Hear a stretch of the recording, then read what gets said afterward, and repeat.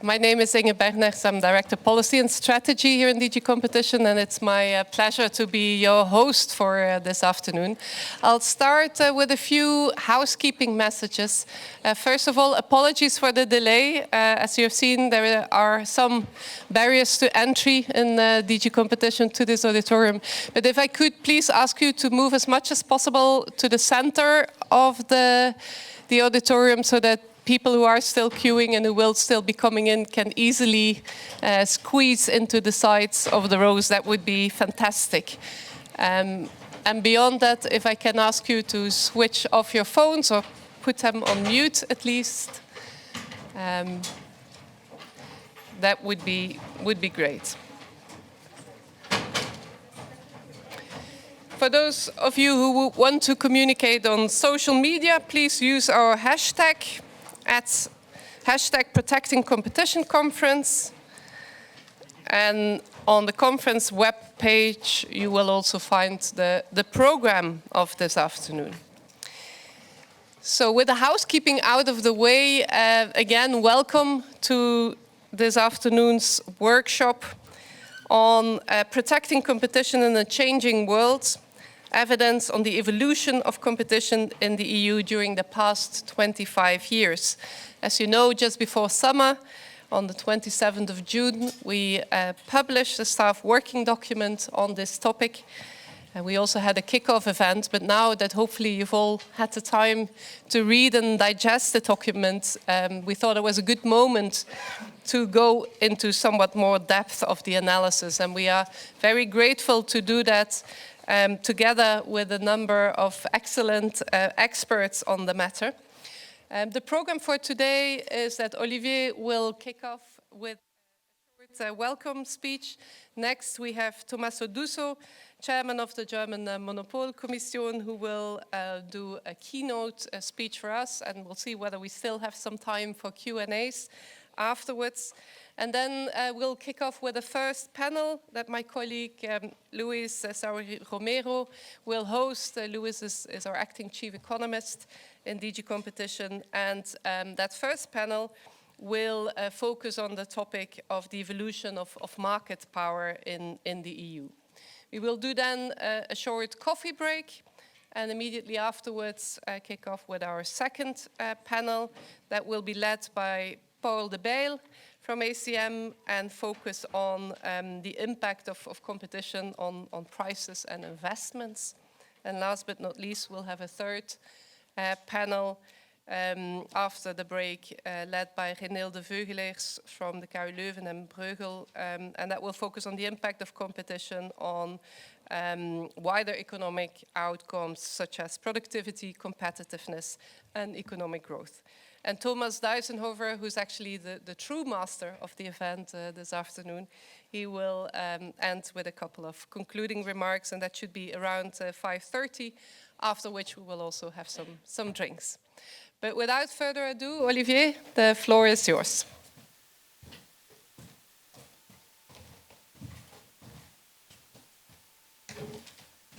Good afternoon. I noticed, Inge, that you've called it a coffee break the first time and a break the second, which is safer for people who know the quality of Commission coffee. So it is a break, and if you want to take coffee, it will be at your own risks.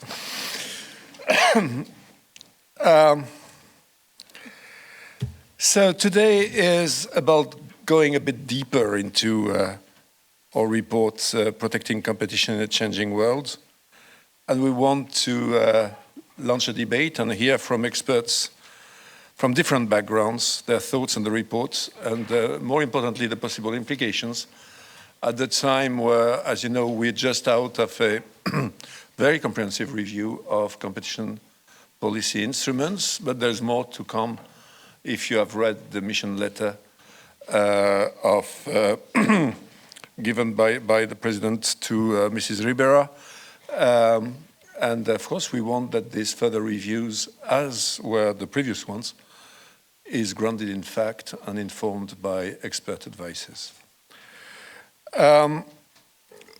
We started this project a long time ago, and it's time to pay tribute to the real persons. You started already, but I think in the end of 21, this gentleman, Thomas Deisenhofer, and Pierre Régibaud came to see me to try to convince me that we should dedicate resource and money to a big study on the state of competition. And to be completely honest, I needed to be convinced because we have a lot of competing priorities for our scarce money, but also, and maybe even more, for our scarce resources.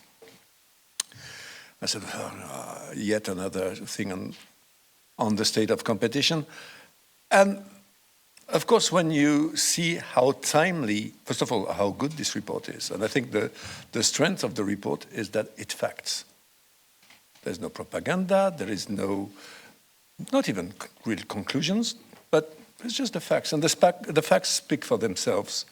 And it comes at a very timely moment to inform policy decisions.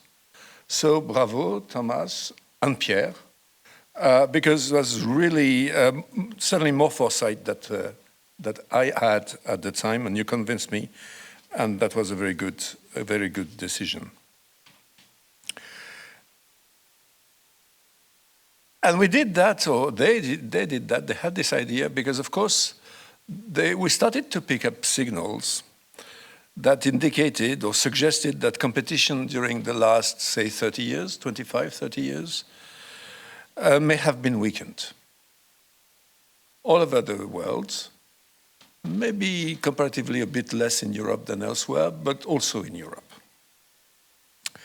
And that these changes in the competitive environment may have contributed to lower investments, declining productivity, lower growth, more inequality, etc.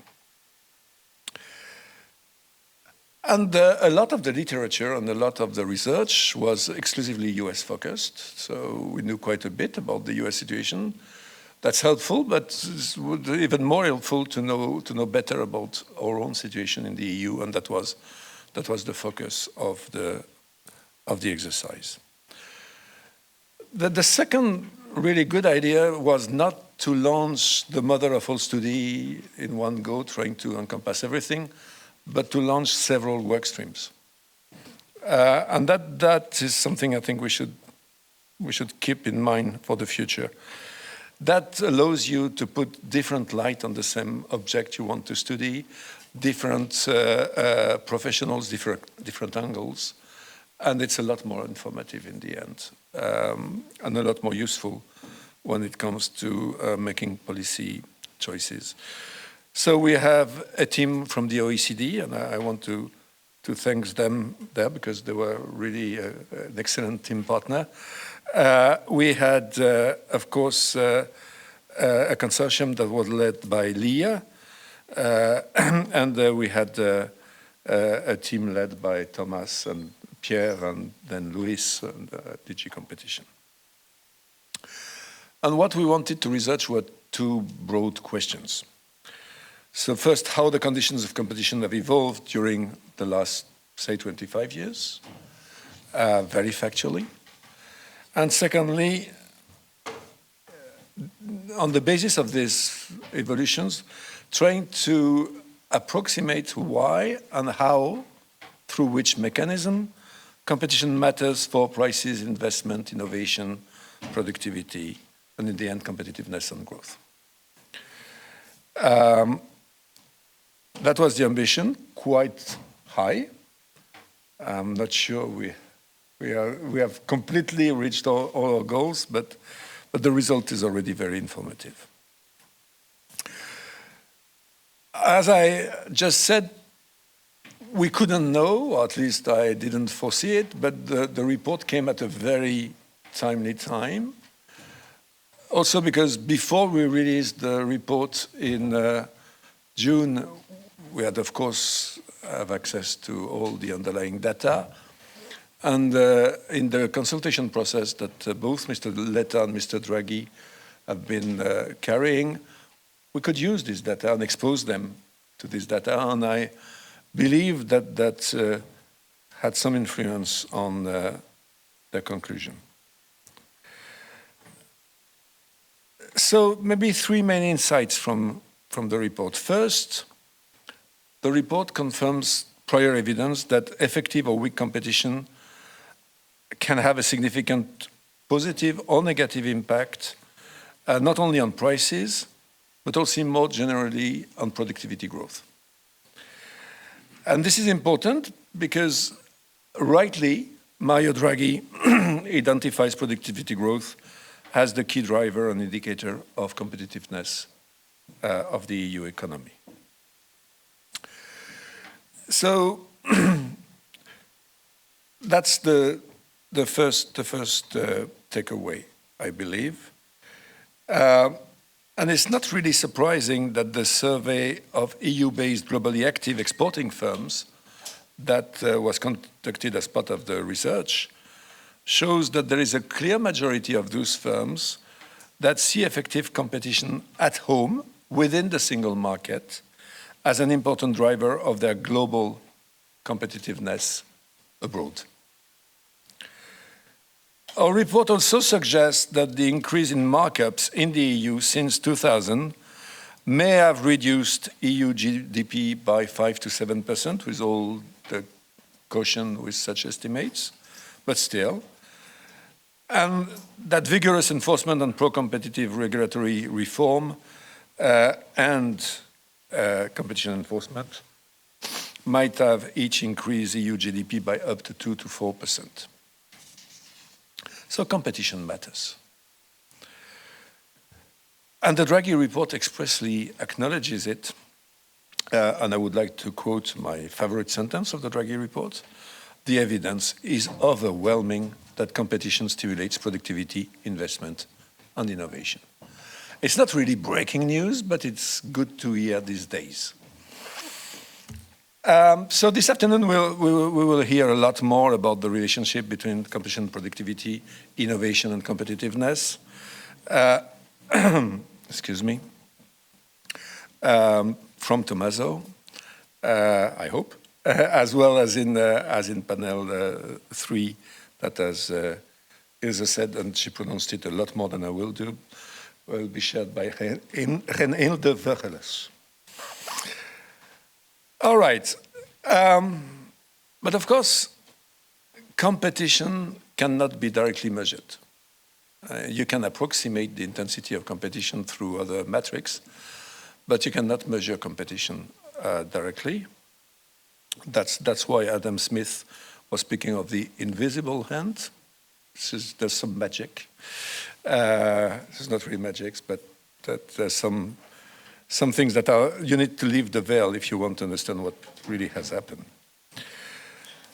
But what we can say is that all the indirect indicators of competition that have been explored by the research suggest that the intensity of competition has grown weaker everywhere, but in particular, or not in particular, not more specifically, but also in the EU. Maybe a bit less than elsewhere, but however. Industry and market concentration have increased.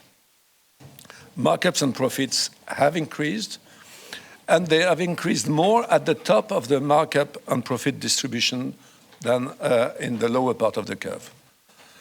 The level of business dynamism among market-leading firms is low and seems to have decreased as well, and entry by new firms seems to have declined. The gap between leaders and followers as regards productivity and profits has increased, which, and all this tends to show that new entrants and those that are not business leaders has increasing less a fair chance at competing in the EU. And the trends in the EU regarding concentration, markups, and profits seem to have gone in the same direction as in other advanced economies, although somehow less pronounced than in the US. Maybe because we enforced a bit more our rules, and in particular major rules, over the last 25 years. So these are the key findings. Maybe interestingly, all these correlations were found, but no obvious correlation was found between all this hiring of markups and concentration, etc., and the hiring of investment. So it seems that the key driver are winner takes most dynamics in many sectors, and that favors first movers. That also favors incumbent firms over new entrants or smaller challengers. And these dynamics in turn likely result from changing economies of scale, globalization, and regulatory barriers to entry, and to a more limited extent, rising mergers and acquisition activity.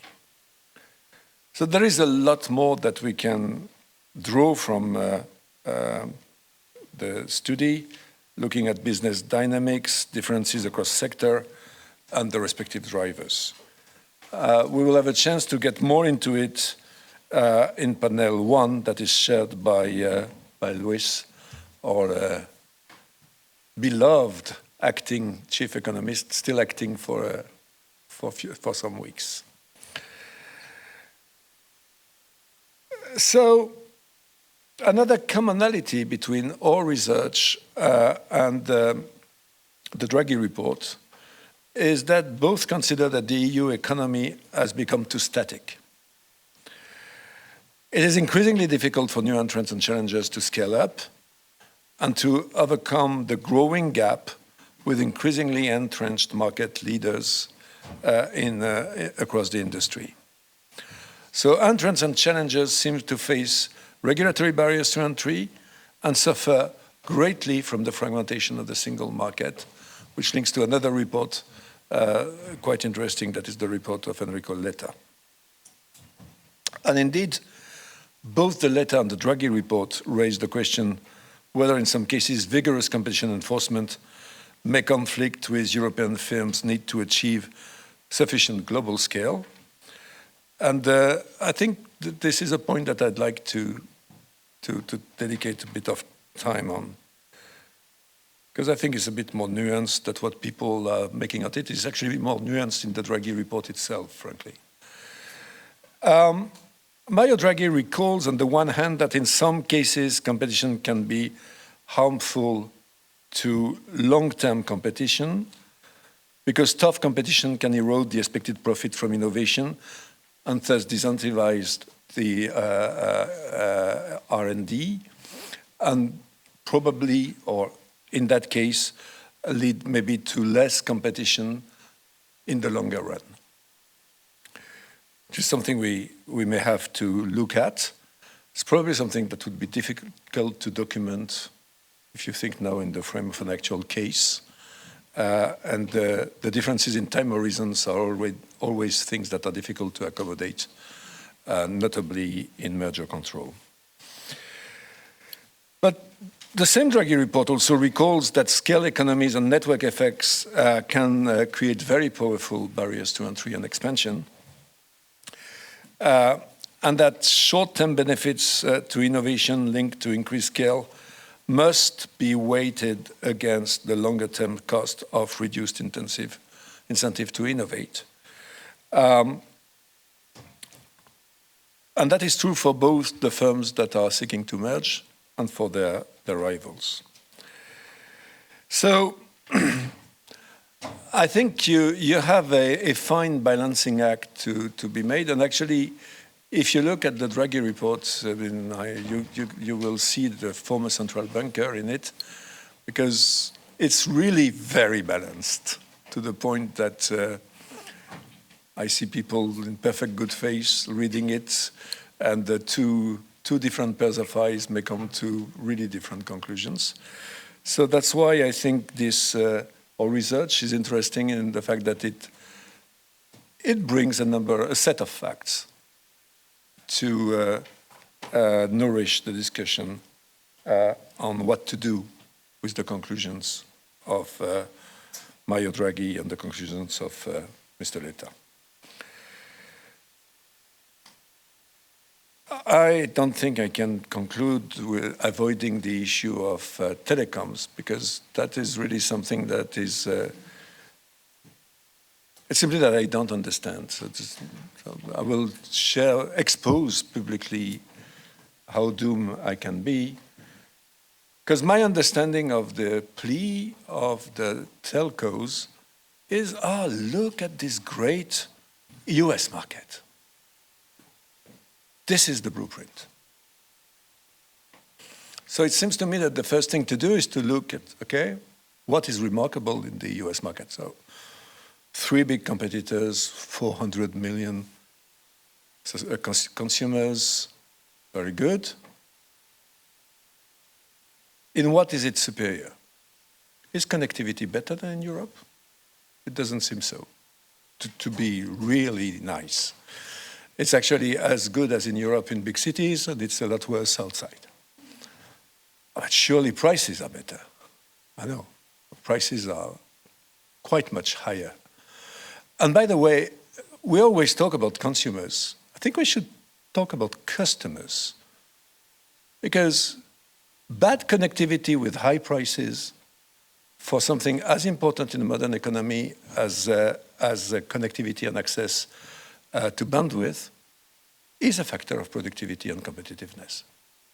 For, in Europe, the 23 million of SMEs that we have, in which, by the way, you will find 9 out of 10 of our European champions. If you define European champions by market leader in the world on the market. So in what exactly is the US market structure superior? Relatively recently, telco invest more in the US, but they used to invest less. So whether, is it linked to the market structure or is it linked to the fact that they're lagging behind so much that now they need to catch up? I don't know. Probably we would need another study for that. But it's certainly superior in terms of market caps and dividends. There it outperforms the EU massively. The question, though, from a point of view of a competition authority is it exactly what you're here to protect?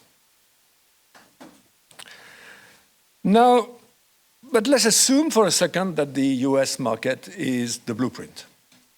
So let's forget all these doubts. This is what we want to do. If telcos in Europe wanted to merge in order to create a big or several big European telco, I can tell you that it's not merger control that would prevent Telefonica from buying Orange and Dutch Telecom. Of course, they would have to divest here and there a company, but they could do that because essentially they're not competing with each other. They're each of them dominating their own national market. But this is not what the telco wants. This is not what they are asking for. What they are asking for is leniency to consolidate within national borders. And how that will bring us critical global mass and how that will bring us more single market is a mystery to me. So I'd still need to understand what is the case. I think what is true is what Mr. Letta says, is that if we think that all telcos need to scale up, and the next question is what for, but if we think so, then we need to build a real single market. And the real single market will not be built by relaxing merger rules. It will be built by putting in common the resources and auctioning it on a European scale under the supervision of one single European supervisor. It's not new, it's not rocket science, everybody knows that for at least a decade. And if this is the issue, let's do this. And I can tell you, the day I will be able to choose freely without any constraint because there is no roaming anymore in that single market, that I can take my subscription in Brussels, in Paris, or in Madrid, I think the time will be for the industry to consolidate on that European market, and I don't think that competition policy will be an obstacle. But that's the second part of the story. The first part of the story is to make it happen. And I have launched a polemic a bit more than a year ago when I said that in this whole industrial policy discussion, competition was a side dish. I stick to it. It's not that it's unimportant. I have dedicated my life to competition policy, so I think it is important. But this is not where you should start with to make things happen. Competition policy is very powerful in accompanying policy, global policy objective when you have global policy objective and when you have structured a policy to reach them. And a part of the job we will have to do under the leadership of Mrs. Rivera in the new mandate will be just this. Competition policy has been evolving quite a lot in the last 10 years. It will have to continue to evolve in order to be adapted to new market situations, but also to try to help within the limit of the mandates to reach our global economic policy objectives. And this conference and this report are a key part to start our reflection. Thank you.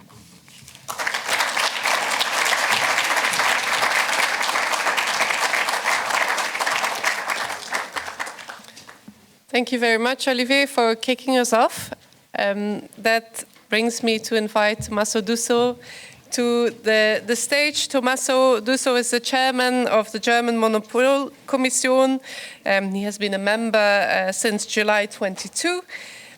Tommaso is a professor of empirical industrial economics at the Technische Universität Berlin and heading the Firms and Markets department at the DIW Institute in Berlin. He's also a member of the Economic Advisory Group on Competition Policy of the European Commission. And Tommaso, if I'm well informed, you'll speak to us about why does the evolution of competition matter for the EU economy. The floor is yours.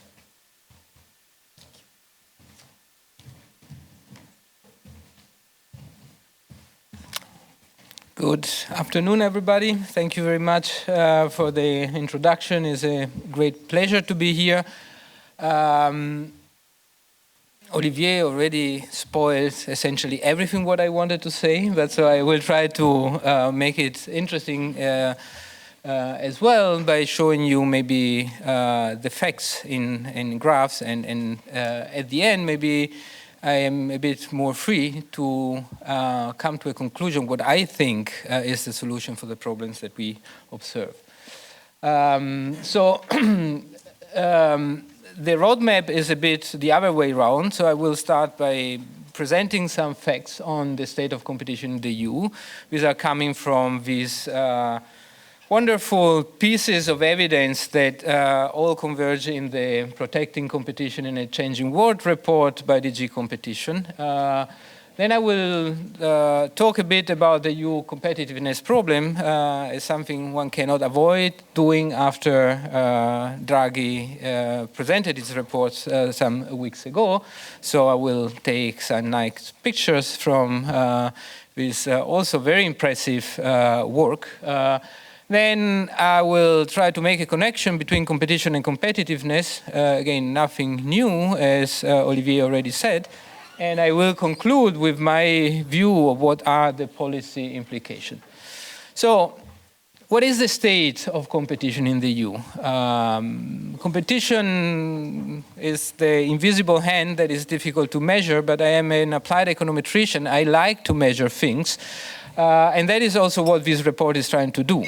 There are many ways to think about competition. One is market structure, right? And that is where we start. We start with looking at concentration. This is the work by the OECD. Sarah will talk about it more. And we see that indeed concentration is increasing in Europe too. So there were many facts showing that concentration was increasing in the US, but in Europe too. And what we also see from the excellent study by the OECD is that concentration is increasing more in smaller markets. So those markets, or those sectors, actually, this is industry concentration, those sectors that operate in markets that tend to be more domestic. Okay? The increase is substantial, 5 percentage points, which is almost 10%. So it's increasing quite a lot. Then as industrial economists, we say, but look, an industry is not a market. So the European Commission, in their own report, they start looking at another dimension, so not the industry market, but they look at consumer-facing B2C markets. And they show that actually concentration is increasing there as well. Still, as Olivier rightly pointed out, in Europe concentration is lower, but is increasing more than in the US in these kind of markets. Another very interesting result, I think, is something that we tend to forget when we talk about competition, is that competition is increasing the most in those markets that are really important for many poor households. So the problem of increasing concentration, if concentration comes along with worse market outcomes, is that some people will suffer, and the people who will suffer the most are the ones who should suffer the less, because they are already poorer. So this is also a very nice new result that I think is very important for the discussion, also in light of the introductory message that Mario Draghi was giving with his report. So Europe has some values, and we want to protect these values, and one of the values is also equity. So if these markets are not the kind of markets that we competition economists tend to think, so there is another piece of evidence, this is not in the report, is my research with other co-authors. So we look at antitrust markets, so looking at the markets that really come out of merger control decisions, and we see that also there, on average, concentration is increasing, right? Is increasing independently on which kind of markets we look in geography, in geographical terms. Also very important is, however, that there is a lot of heterogeneity. In some markets increasing, in some markets it's not increasing that much. And I think that this is very important. That is something that we, competition economy tends to think. We have to understand how markets work and understand the causes of these trends to come up with the right solutions. So, again, concentration might be increasing, but is that bad for consumer after all? It could be that actually concentration is increasing because we have super efficient firms that just become better and they get larger market shares, and therefore concentration is increasing. So we don't have from the studies a complete overview of all possible markets, but let me talk about telecom markets, because I completely agree with Olivier that was the part of the Draghi report that I liked the least, because exactly as Olivier, I didn't understand, right? So, and I think that the report gives a very clear answer to some of the questions on whether consolidation in telecom could help. So, in this picture, you see you see two countries, France and Germany, and you see how concentration in France decreases when entry happens, free enter the market, and how concentration in Germany increases when E-Plus and Telefonica merge in 2014. On the right side, you see that ARPU, a measure of prices, in France was decreasing, in Germany was pretty stable. So there is maybe a correlation. So what the study is doing is to take this graph into a more solid regression analysis and look across country how market structure affects prices. Now, we know that it's difficult to do that because general market structure is endogenous, but not in mobile telecom. Why? Because the market is regulated, right? So entry is regulated. You cannot simply enter a market so easily. So, and what the study shows is that an increase, that one additional MNOs in the market reduces prices by 7%. If we focus only on Europe, it reduces prices by 9%, which is quite a lot of money, okay? So one could say, okay, but look, if this is good in the static term, so more competition lead to lower prices, what about investment? So, and the study is looking also at that. And so on the right panel, so you see that actually in total investment in the markets tends to be higher when we have more operators. So, and in the regression analysis, we find that indeed one additional mobile network operators lead to 9% higher aggregate investment. So this result is not as strong as the one on prices, but if there is a correlation, this correlation is positive. So more competition leads to more investment.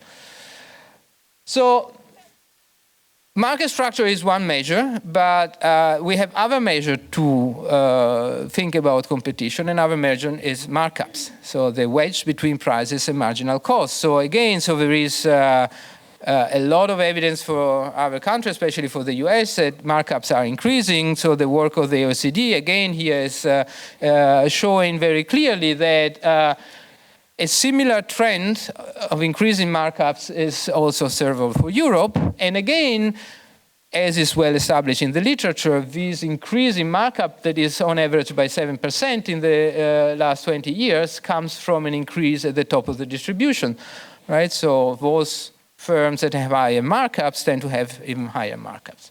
By the way, the Monopolies Commission, which I am very proudly the chairman, is also doing that for Germany. And we see also in the study of the OECD that there is a lot of heterogeneity in cross-country. Germany is a country where markups tend to be lower and where the increase tend to be lower. So maybe that is also related also to the effectiveness of competition policy at the national level.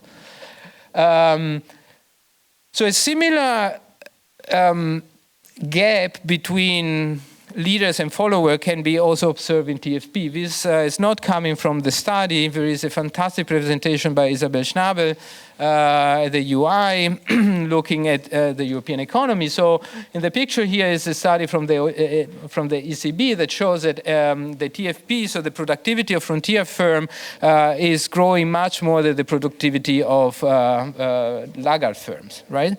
So it means that we have some firms that become more and more productive, which might be good, but this is also related to another sickness that we see in Europe, so this decline of business dynamism.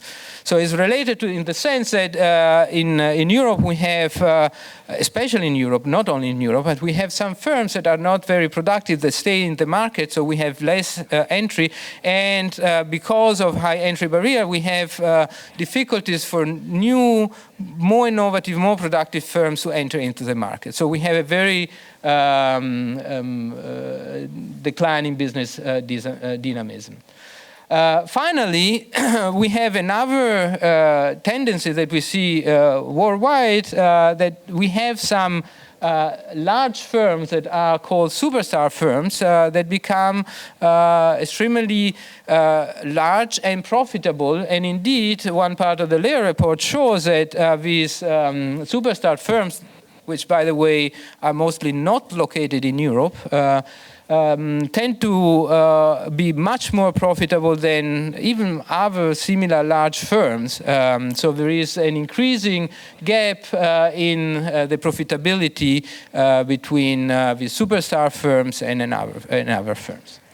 So all in all, I think that the key takeaway is that, well, the state of competition in Europe is not really great. We have increasing concentration, independent on the metrics we use. This is particularly true in smaller and highly concentrated markets, in markets that are relevant for poorer households. The studies look at also the drivers, so barrier to entry seems to be really one of the big issues, and so we will come back. Some of these barriers to entry are coming from endogenous activities of some firms, but some are just coming from what the state is doing. So regulatory, red tape, bureaucracy, these can be barrier to entries for innovative firms. Also mergers and merger policy play a role.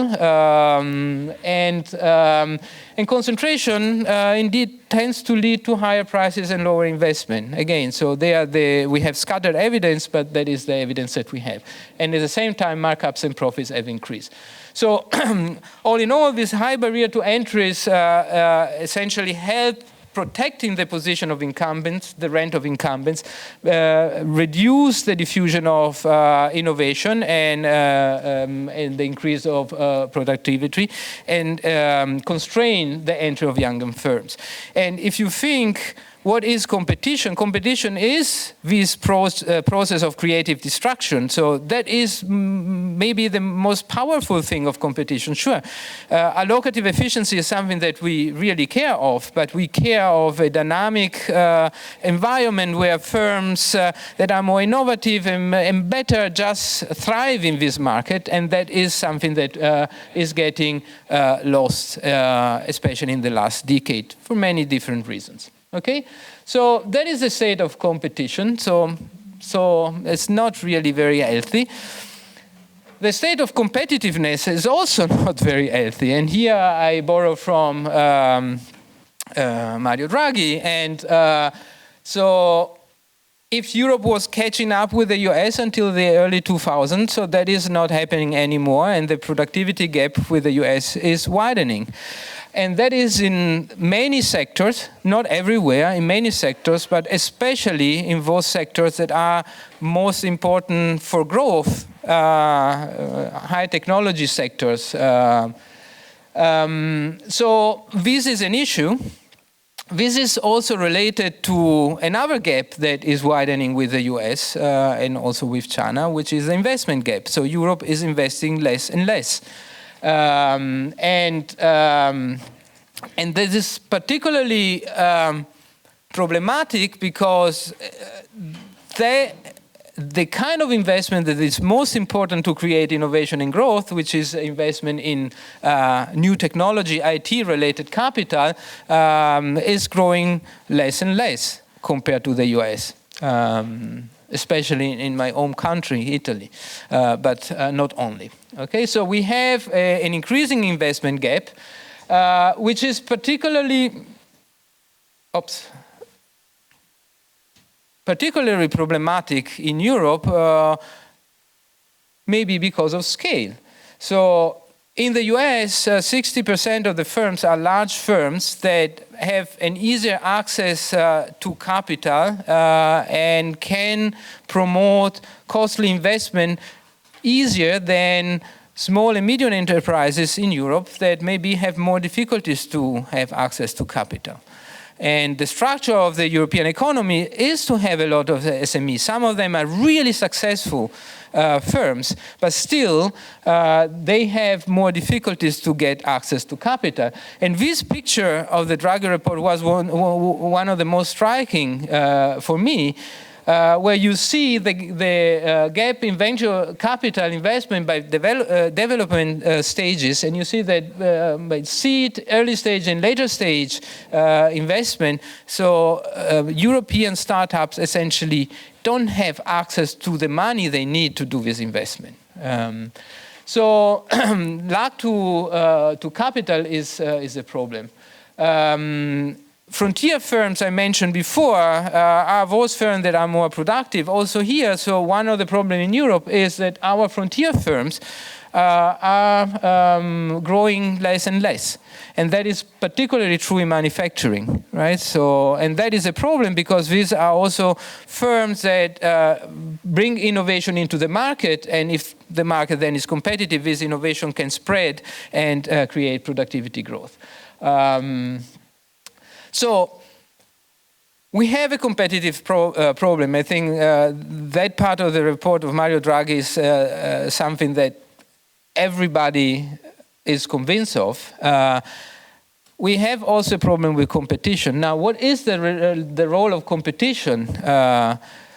So in some part of the report, fortunately in few part of the report of Mario Draghi, it seems that consolidation can be the solution because consolidation will give scale, and scale will lead to investment, and investment will lead to growth. So what I think is not the right way of thinking. We know that competition is the key driver of competitiveness, and that is something that we tend to know. Competition, especially competition as a process, allow new firms to enter the market, less efficient firms to exit the market. This creates incentive to invest, innovate. This creates productivity growth, and this creates economic growth. That is something that is well understood. So Olivier said, so it's not new, right? Indeed, it's not new. Paolo Bucci-Rossi and I, do you remember 2009? We were writing this other report, and Fabienne Ilkovits was the person behind this report, where we look at the role of competition policy for competition and growth. That was a report for DG ECFIN. It was never published, unfortunately, but we published a paper out of that report in the Review Economic and Statistics, where we look at the causal impact of better competition policy in terms of institution and enforcement on productivity growth. And we find a strong, significant, positive, and economically relevant impact of competition policy on productivity growth. Moreover, we also see that competition policy is not happening in a vacuum. It interacts with other policies and interacts with other institutions. That is something that is important to keep in mind for the end of what I want to say. So we show that actually competition policy is mostly effective in non-regulated sectors and in countries with better legal institutions.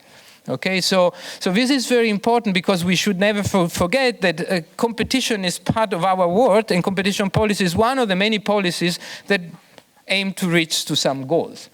So in the same vein, in the Layer report, there is one chapter that tries to look at the macroeconomics impact of competition using a macroeconomic model, fed in with a microeconomics measure of competition, which are the markups.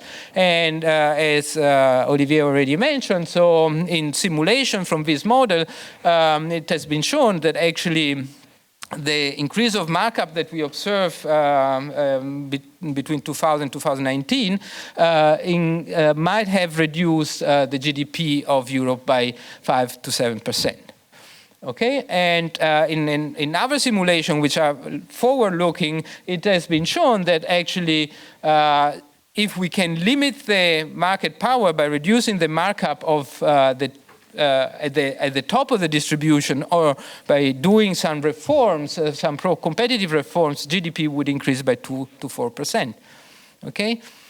But maybe you don't like macroeconomics models, so to put this again in perspective, so there is very strong microeconomic evidence how competition policy can play a role in limiting these increasing markups. There is a very nice paper by friends and partially co-author of mine, Sibal and Such, showing that the markup of competitors to merging firms increase on average after a merger, right?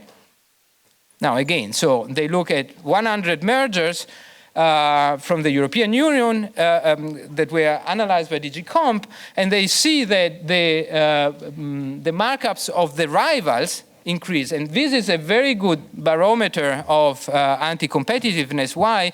Because markups can increase because of increased market power, but it can also increase by increased efficiency. But the rivals to the merging firms don't have the efficiency gains that come from the merger. So if their markups increase, it means that there are some anti-competitive effects. Okay? So they show that the increase in markup is substantial, up to 5%. And they also show that in mergers that have been remedied, this increase is much lower. So in a follow-up paper with some other co-authors, we look at a broader set of mergers, and we try to identify potentially type 2 errors. What are type 2 errors? Are mergers that are potentially anti-competitive and are cleared by the antitrust authority. And what we show is that the entire effect the Stibal and Such estimate, so the anti-competitive effect of the mergers, come from those mergers that were potentially anti-competitive and were cleared unconditionally by the antitrust authority. So the bottom line is merger control works, but maybe it has been a bit under-enforced, even in Europe. Okay? So in the final piece of evidence is if you don't like econometrics, microeconometrics, if you don't like macroeconomic models, well, you ask the firms what they think is the role of competition. That is another chapter in this report where almost 400 export champions in Europe have been asked, so what is the role of competition in the national, in domestic market for your success abroad? And they say it's very important. The majority of the firms say that competition in the domestic market has increased, their innovation has increased, the quality of their products has increased, their efficiency. So again, as Olivier already mentioned, if you put all these pieces of the puzzle together, if you triangulate, we have a lot of evidence that is really showing how fundamental is the role of competition for competitiveness. So summing up, we have problems in Europe. We have a big problems with missing innovation and decreasing creative destruction. We see a widening gap between the leaders and the followers. This is driven by rising barrier to entry. That leads also to a reduction in the diffusion of innovation and productivity gains, and leads to increasing concentration, markups, and margin. Moreover, we see also that in Europe it's very difficult to innovate, but it's even more difficult to scale up innovation. And this is partially maybe related to growth, to scale. It's not in every sector. I mean, I completely agree in telecom. I don't see where this huge economy of scale have to be seen, but there are some sectors where scale might be important for doing the investment. But the real problem is not that merger control is hindering firms to growth. The real problem is that from the demand side, we have a small market. So Europe didn't manage to complete the internal market, especially for services, not only for goods. If we manage to do that, then firms will have more incentive to scale up and invest. On the supply side, we have a problem that the access to capital is limited. And again, so the real problem with the never completed the capital market and the banking union. So if we really want to solve the problem of investment, I think there is where we have to look. And I think both Draghi and Letta point out to this as one of the major problems. So Mario Draghi said, so that is the first thing we have to do. Because if we don't manage to do that, we will have to spend a lot of money, especially public money, to speed up or pump up the investment. And we have to do this in challenging times. We have a twin transformation that is very difficult to achieve, the digital and the ecological transformation.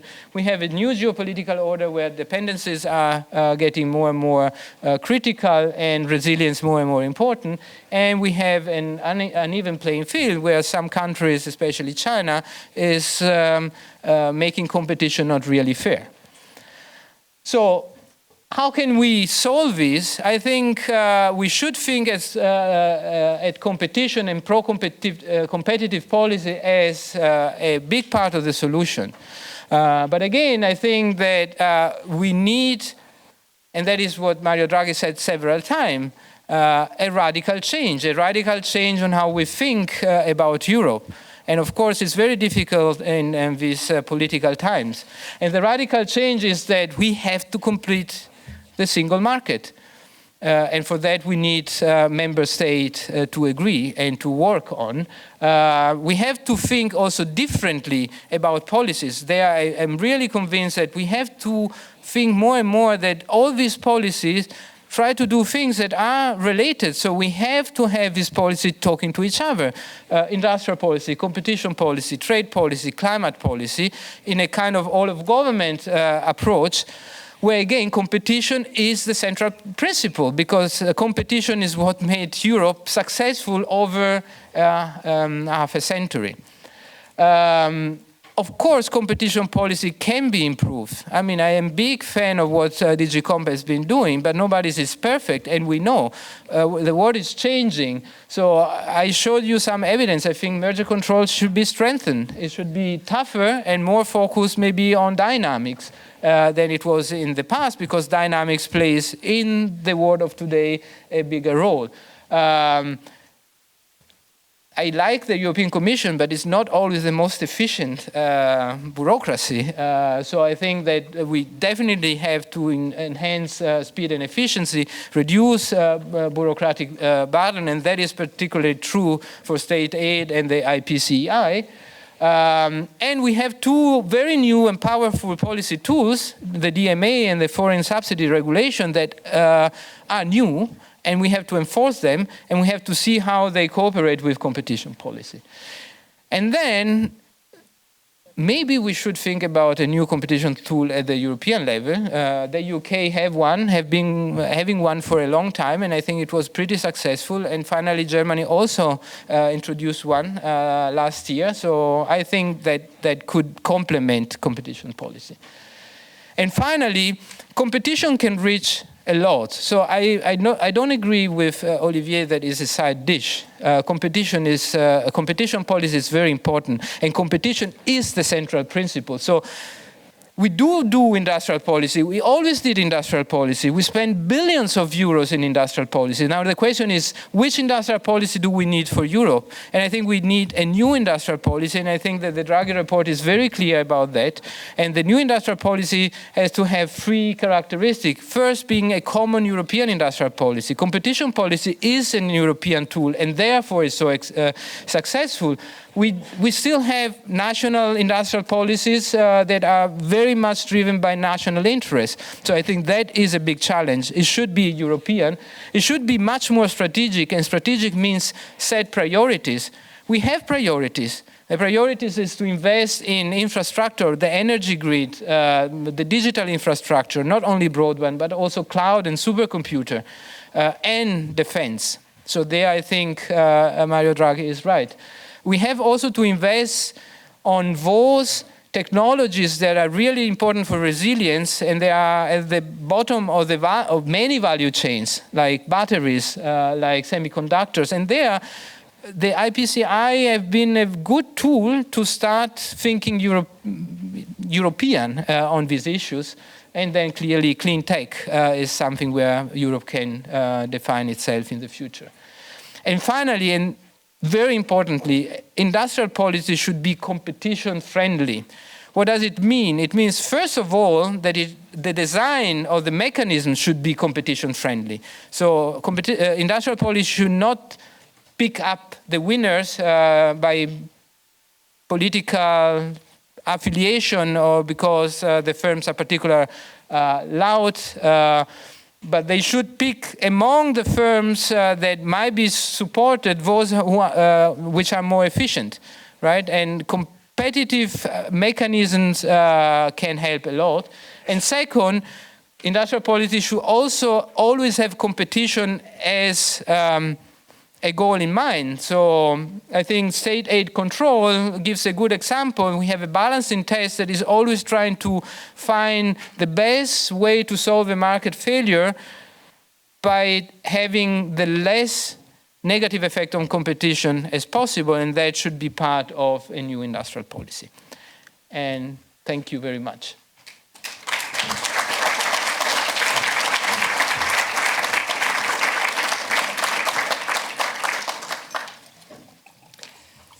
Thank you very much, Tommaso. As a as a further sign of our lack of speed and efficiency, we're now running half an hour behind the schedule. So I'm afraid we'll have to park the questions to you, Tommaso, to the coffee break. But I would like to invite now Luis to the floor and the members of the first panel who will talk us through the evolutions of competition in the EU and the evidence on the likely drivers of this evolution. Luis will chair the panel. As Olivier also mentioned, he is our acting chief economist still for a couple of weeks, and I leave you in his capable hands, and Luis will also introduce the panelists to you.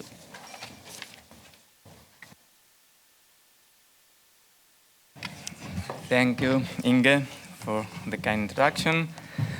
Thank you all for being here, and thanks to Tommaso for having given us a lot of work. Now we have to talk about all the things that you've mentioned, but luckily we have 3 panels, so we will focus on this one, on the trends, on how competition has changed, how the state of competition has changed, and what may be some of the implications in terms of policy that we can already start drawing from this analysis, this diagnostic that the report by DG Competition has tried to offer. Let me first introduce the very distinguished panel that we have here. So it's a pleasure to be chairing such a nice panel. We will have first an introduction to some of the main findings of the report by Vincent Ferraudon, who is a senior economist at the European Commission, at the Director General for Competition, especially in the unit that is in charge of ex post evaluation, but also has been in charge of leading this exercise. Then we have also Sara Kaligaris, which is senior economist at the Directorate for Science, Technology and Innovation at the OECD. I think it's a luxury to have you here.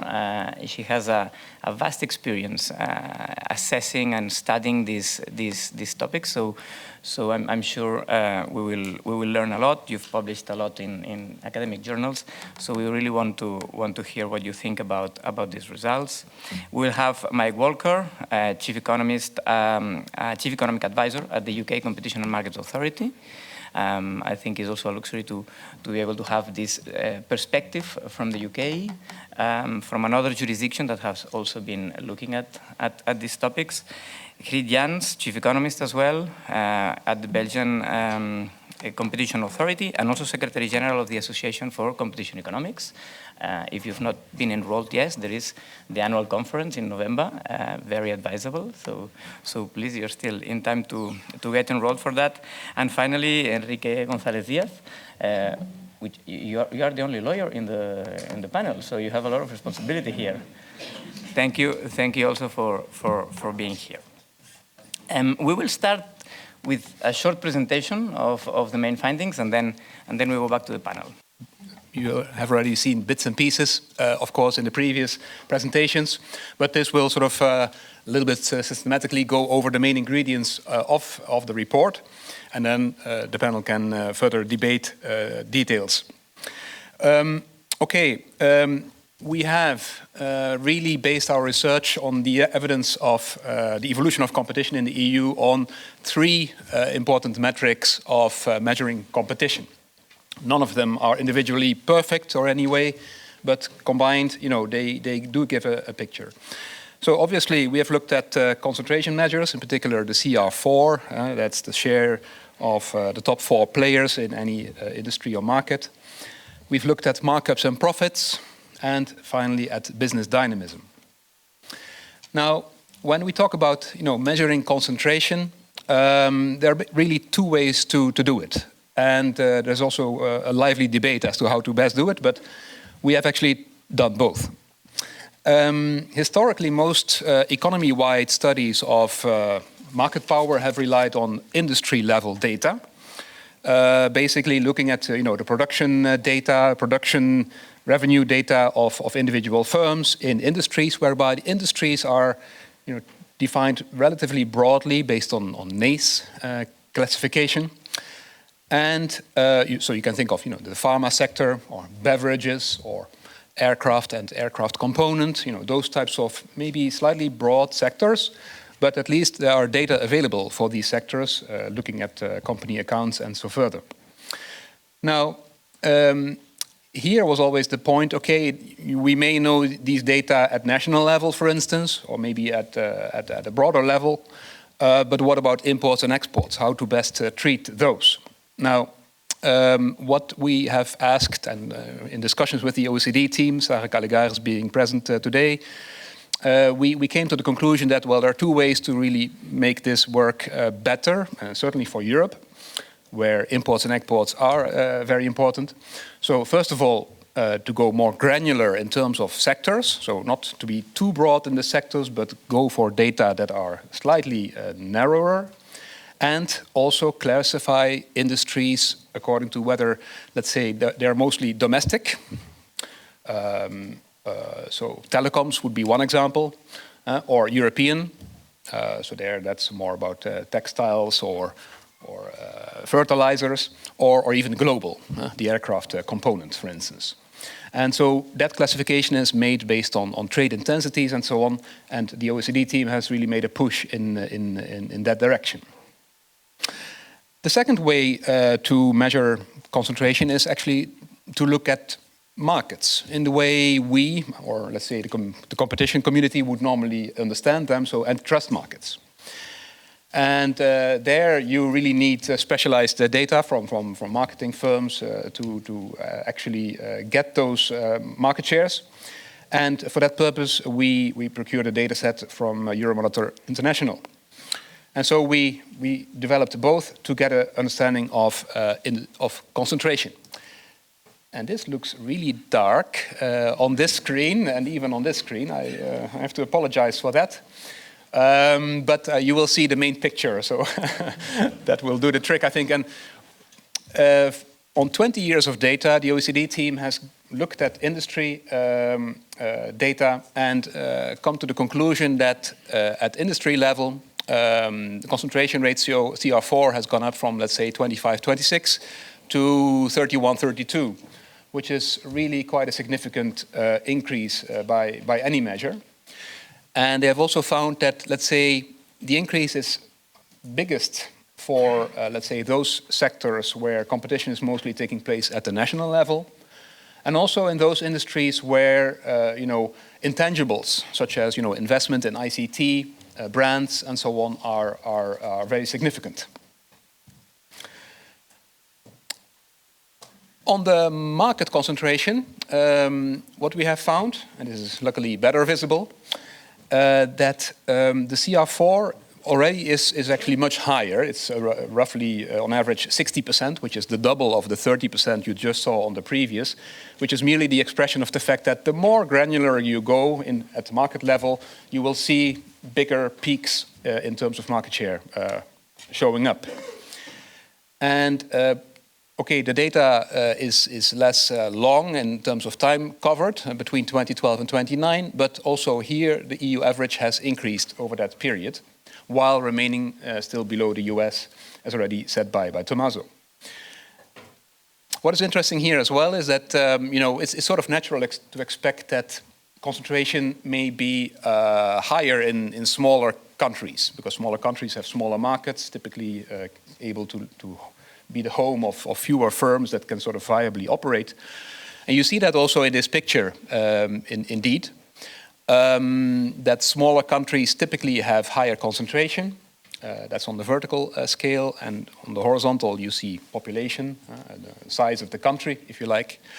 And in this gray area you can sort of see the countries that are more or less abiding by the rule, or more or less in line with all the other countries. There are some outliers or special cases which are visible.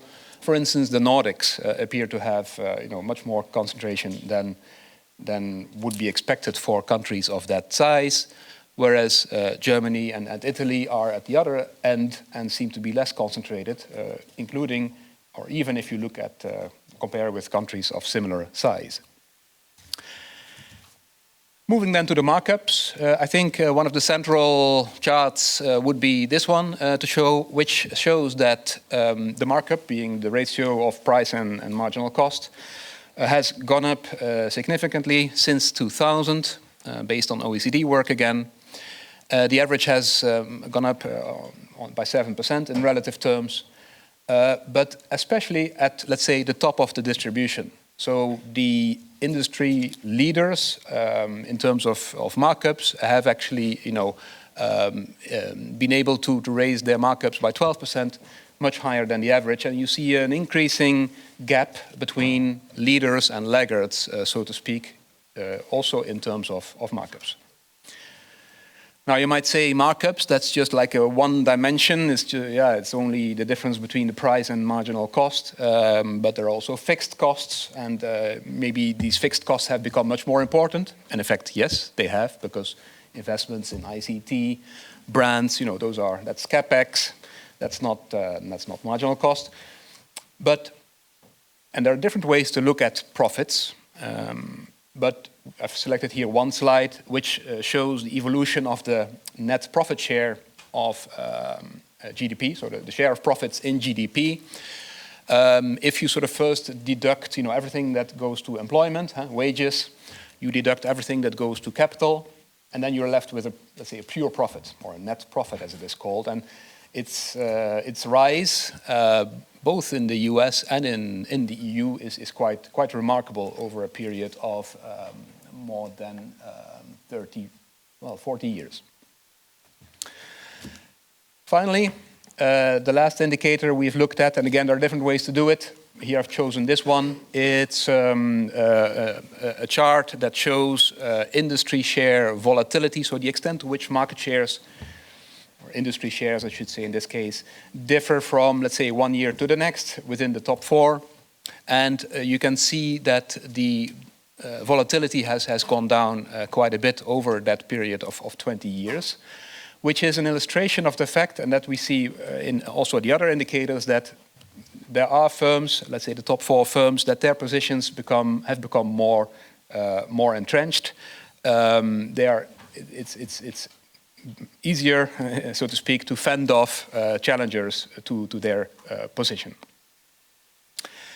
To conclude, then a chart which summarizes what are then the main reasons for these trends that we observe, this increase in market power measured in different ways. And relying on the literature, but certainly also on the work of the OECD again, the OECD has looked at, at correlations essentially. When do we see that market power has gone up most? In which sectors? And they have observed, using empirical analysis, of course, that especially where intangibles, in industries where intangibles play a very big role, ICT, but also brands and patents and so on, that in those sectors, indeed, market power has gone up. Idem for globalized sectors, which is probably also related to the fact that, with this technological change, more ICT, firms have been able to scale up easier, in a sense, replicate their business model, replicate their knowledge, and thereby grow bigger. So that globalization has actually given a further impetus, a further push to the winners of this, winner takes most dynamics. M&A may have also played a role, maybe somewhat less prominently, but that also comes out in the correlation analysis. Now in the panel we will discuss these drivers in more detail, so I will not say too much about it, except to say that in our view at least, not everything has been bad for sure, because we have had this 20-year development, technological change, ICT. Many firms have simply become better, more efficient, have been able to reach economies of scale, which has led to very important benefits for customers. At the same time, and that's a little bit the Janus head maybe of efficiencies, it has also raised entry barriers, or the barriers for others to challenge the positions of the leading firms. And what will this bring for the future? There is very important sector heterogeneity, so one cannot just say this is a result that applies everywhere the same, but grosso modo, this is the main outcome and direction. Well, I think it's time now to leave it to the panel. Thank you.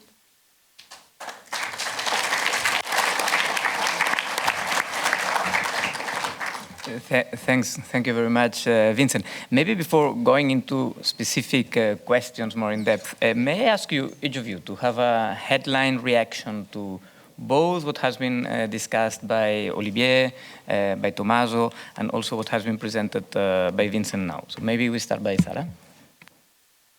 So thank you very much. Thank you for inviting me. And let me start saying that I am a big fan of this report that Vincent presented. I might be slightly biased given that I contributed to that, but I'm a big fan. So as my first reaction, let me just mention why we, the team, which I want to thank, contributing to this work has been very exciting, but at the same time very challenging. So the objective of this work was to talk to a very diverse audience from our point of view, so ranging from academics to competition authorities to policymakers. And in order to do so, we needed to refine our methodologies in trying to capture competition somehow to convince experts from very different audiences. So we have tried to sort of contribute to one of the key issues that the competition authority face, which is the definition of the market. Both in terms of, let's say, the industry aggregation, which is what Vincent was mentioning, and also its geographical boundaries. So it has been a big work in terms of trying to, at the industry level, to go more granular with respect to the existing literature, because we are very well aware of that for competition authorities, when you try to measure things at the two-digit level, is by far too aggregated.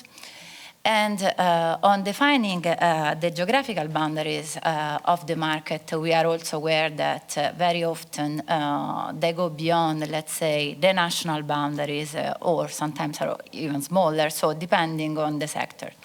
So in the report, we have been taking globalization rather seriously in many ways. One of them has been building the taxonomy that Vincent was sketching, so in which for different industries we were looking at competition, either competing nationally at the European level or at the global level, but also looking at internationalization of ownership and therefore considering multinational when looking at this measure, which seems to be particularly relevant in Europe.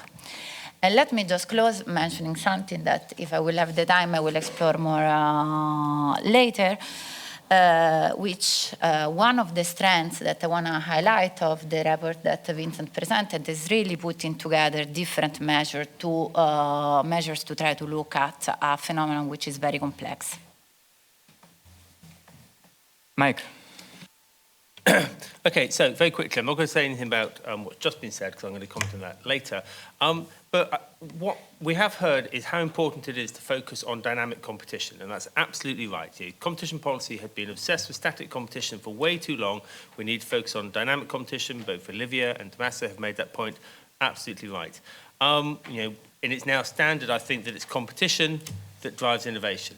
Now, that's a huge change. It's a huge change. I remember writing a paper back in 2014 making these arguments, and basically the whole of the competition bar in the UK, lawyers and economists told me to grow up and do my day job. Whereas now it's just standard. So that's a huge change. But, a plea to economic researchers out there, actually our evidence base for that statement, that it's competition that drives innovation, is not great. After Aggie in 2005, in the inverted U, it pretty much runs out. And this matters because at the moment we have a lot of very powerful firms who are very good at lobbying, telling a lot of governments, look, actually increasing competition in our markets and opening them up is going to damage innovation. Okay? And that's a very bad argument, both intellectually but also for society. It would be great if we had more evidence to refute it. Hit. Yes, first of all, I want to echo Mike and Sarah. And then I want to congratulate Thomas that he pushed for this project, because I really think it's super valuable, these kind of studies.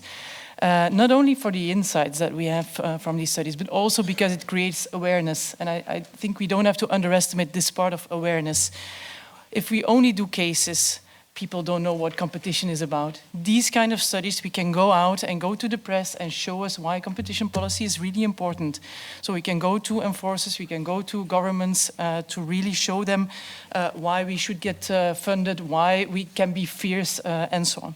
So that's my first point. And I think last year we did 2 studies at the Belgian Competition Authority, these kind of studies. The press attention that we got with these studies were at least as important as the big cases that we did. So I think it's really important to stress on that.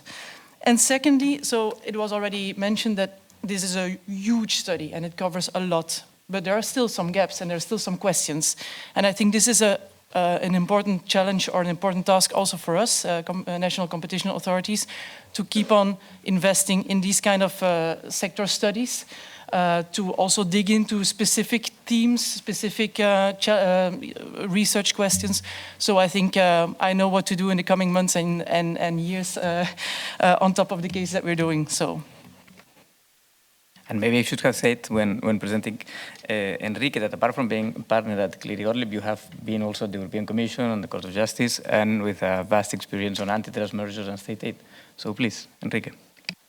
Thank you, and first of all, thank you very much for inviting me and to participate in this dialogue today.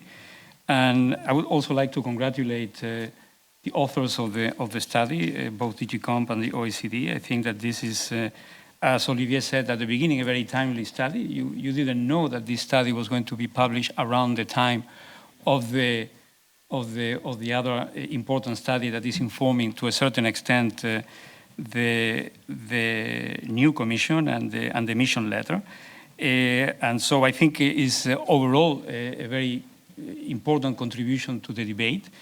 I would like to, by way of headlines, since we have to discuss some of these points in more detail during the panel, to stress that, yes, I mean, this study has, and as a lawyer, I need to look at the policy and practical implications of the study. So the study, on the one hand, is vindicating the role of competition, which I think is undisputable. It's absolutely critical for the construction and for the development of the internal market to have a strong competition policy. I think that there is no doubt about that. And if there was a doubt, this study contributes to remind ourselves that it's an essential piece of the puzzle. But I think that when analyzing the actual study and looking at the different variables that you use in your regression to try to ascertain what is driving certain results, we need to be careful, because maybe the picture is not as complete as it should be, and maybe the role of competition policy goes beyond simply looking at whether merger control should be toughened up a little bit, or whether antitrust should be tougher or should be more vigilant going forward, which I don't deny on the antitrust, on the merger control. I personally believe that, at least as a consumer of merger control enforcement in multiple jurisdictions across the world, I don't think that the European Commission or the CMA or the Federal Cartel Office are in any way responsible for any increase in concentration, meaningful increase in concentration in Europe. But having said that, I think that there are a number of variables that should be taken into account as well, and where DG Competition can play a significant role in the future. And I'm going to spend 2 minutes on this. You put a lot of emphasis on markups and profits, and find an association between that and the level of concentration. And there may be some. I'm not denying that. I'm not an expert in the field. However, I wonder whether there are other reasons why you have these markups and profits, which are not necessarily linked to merger policy in as much merger policy or antitrust policy. I'm talking about, for example, tax policy. So whether and to what extent the IMF, as you know, has studied very carefully the impact of tax policies across the world on margins and profits of large firms. And they have come to the conclusion that these large firms have higher profits and margins because they are subject to a lower effective taxation rate.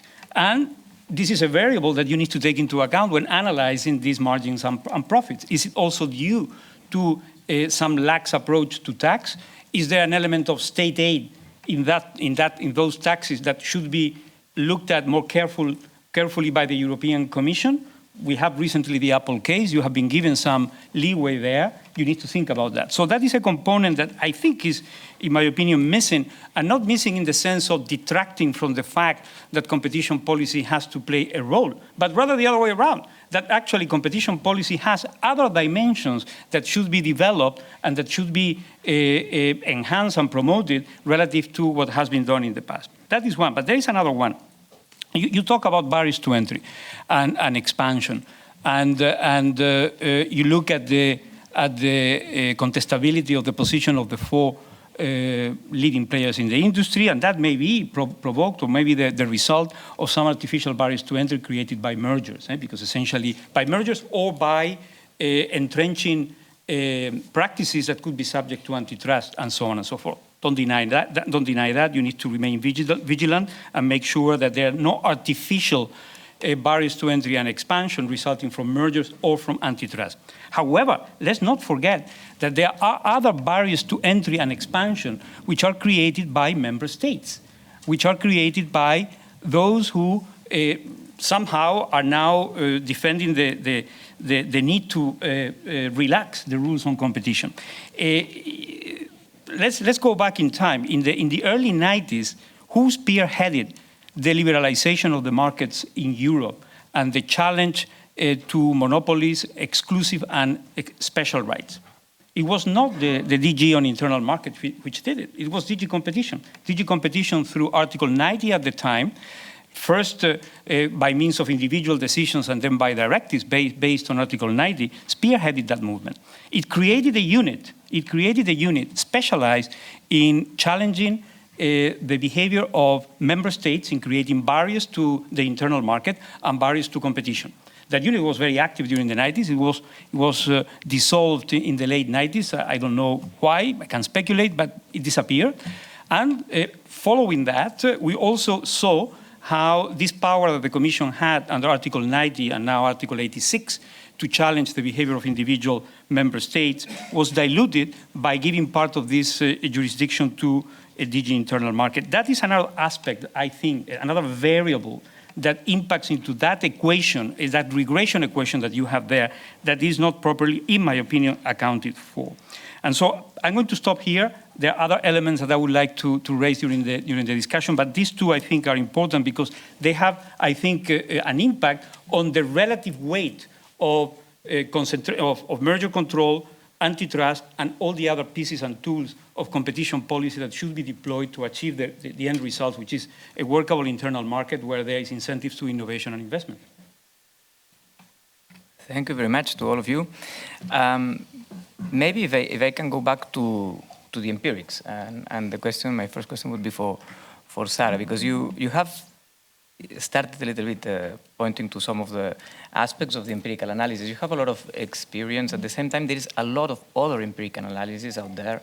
There is a lot of literature about concentration, market power, not everything going necessarily in the same direction. So there is a little bit of complexity also. What are the limitations of the empirical analysis that we have? And what are the key interpretation aspects that we have to take into account? So what can we learn from what is out there? Thank you. I have the empirical role today. So let's start from the limitation which have been already mentioned before. So we don't have, basically the main limitation is that we do not have a single way to measure competition, unfortunately. So each of the measures presented by Vincent has potentially big limitations. And the literature also very recently has been pointing to the fact that, for instance, an increase in concentration, as Tommaso was mentioning before, does not necessarily mean weaker competition. Now, at the same time, the strength of the report is to looking at different measures at the same time.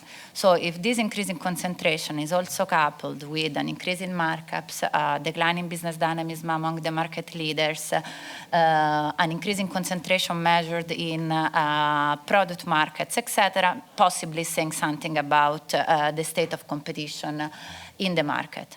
And this result is further corroborated by two other big pieces of evidence that I want to mention. So first, in the report, we also look at the number of enforcement interventions by the European Commission and how they are related to our measures of competition, as well as to a composite indicator that ranks industries according to their degree of competition. And we find that actually in less competitive industries, the number of cases is higher.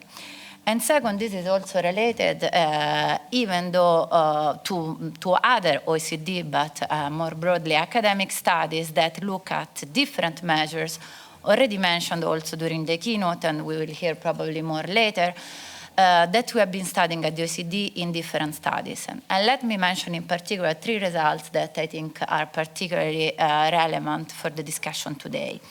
So in different works, we have been finding that the productivity divergence, so the difference in productivity between the so-called frontier firms and the rest of the firms has been increasing over time. We also find that the speed of catch-up of the so-called laggard firms, so the least productive firms, has been decreasing over time.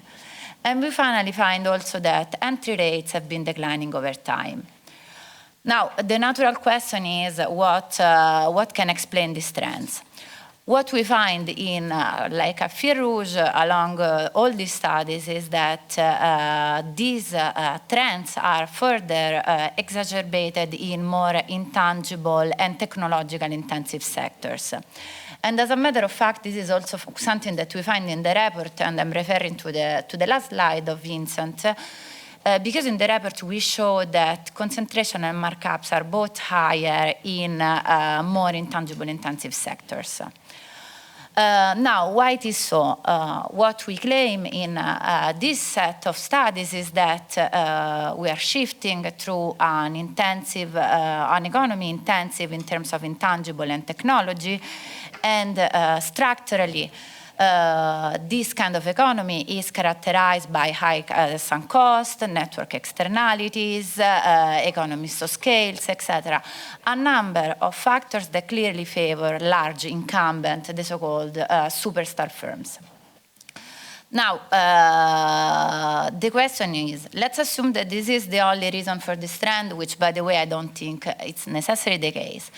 Even if it's the case, does it mean that this is competition in action and therefore this is not a concern? So my personal view is that here we should distinguish between short and long term.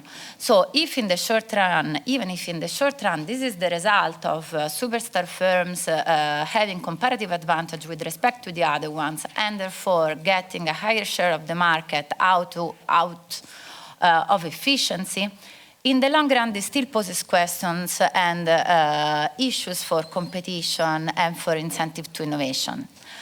Therefore, the fact that, in my opinion, of course, the fact that even if technological change is driving these economic outcomes, it does not follow that antitrust enforcement is unimportant, but it's actually quite the opposite. Thank you very much. Mike, you have also been looking at this type of aspects from the UK perspective. How do you see it? So, yeah, I should quickly do. I'm speaking on my own behalf, not on behalf of the CMA. So, yes, we've done similar analysis, nothing like as ambitious actually, but we have a microeconomic unit of economists which are basically just doing research and significantly in this area. We published 2 reports, 2020, 2022, on the state of UK competition. We're about to publish the third.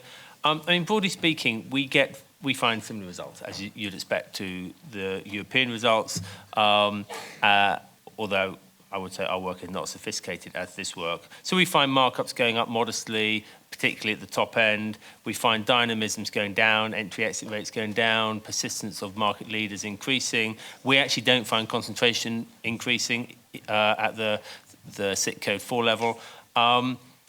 A couple of interesting results we do find, though. One is that markups seem to be higher the further upstream you go, which is an interesting result which needs more work done on it to see, one, actually whether it is really true, and two, if it is, what are the implications for higher markups feeding through the rest of the economy. And the other second thing is, similar to this piece of work, we also, back in 2022, looked at the relationship between the lower income deciles and the levels of concentration of the markets that they face, and found the same concerning result, that lower deciles face more concentrated markets, and it's hard to view that as a good thing. I mean, I think the interesting question, and Sarah touched a lot on this, the interesting question here is why? I mean, what's driving these increase in markups, and should we therefore care? You know, at one level, we got sort of the market power explanation. At the other level, we got sort of the cost structure technology explanation. Look, it's probably a bit of both, you know, and particularly in the UK. I mean, if I wasn't a UK civil servant, I might talk about Brexit and the reduction in trade pressure. I am a UK civil servant, so obviously I won't mention that. So it probably is some element of market power, but I think it probably is mainly a cost structure technology explanation. So we find a lot of the markup increase is driven by the shift from manufacturing to services. I mean, that may in itself not be a great thing for the economy, but that's driving some of the markups. Fixed costs are a better explanation of the markups than profitability rates. We find there's a relationship between markups and productivity, which is not what you would expect to find if those markups are just a result of market power, and we don't find a merge effect. But, and this is where I'm absolutely with Sarah, you know, that really doesn't mean there isn't a problem. And so some of the debate we now see, particularly in the US, you know, Nate Miller, Carl Shapiro, saying, look, this analysis, you know, it's not picking up market power, it's picking up technology changes, and therefore it's not a problem, it's just wrong, for all the reasons Sarah has said. You know, we should still care a lot about this result, even if it is a pure technology effect, and I don't think it is a pure technology effect. Okay, one more comment. Is we've also, using a micro unit in the UK, done a sort of a similar piece of work, but look at labour markets. That was published earlier this year. You know, so rather than product markets, look at labour markets, spurred very much by the fact that in the US there's a load of evidence that labour market concentration is going down, the labour market markdowns are going up, i.e. workers getting less of their marginal productivity. And the evidence that mergers can be damaging in labour markets. So we've done that analysis in the UK. Okay, we actually don't find those US results. We don't find increases in labour market concentration. We actually find markups going down slightly. Oddly, we find the relationship between labour market concentration and wages, which is, of course, negative, concentration up, wages down. That is much weaker now than it was a few years ago.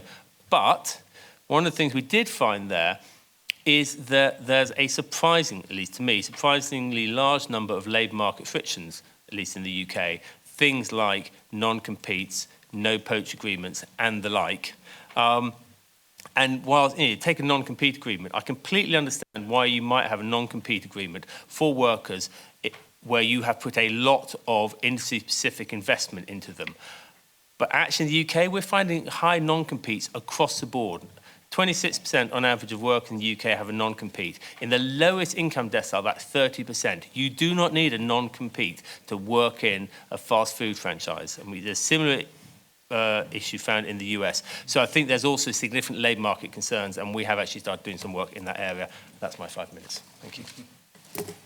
Thank you, Mike. Thank you, Sarah. Vincent, do you have any reaction to what Sarah and Mike have discussed so far? Of course, many of the elements have been addressed in the report, so that's probably the good news.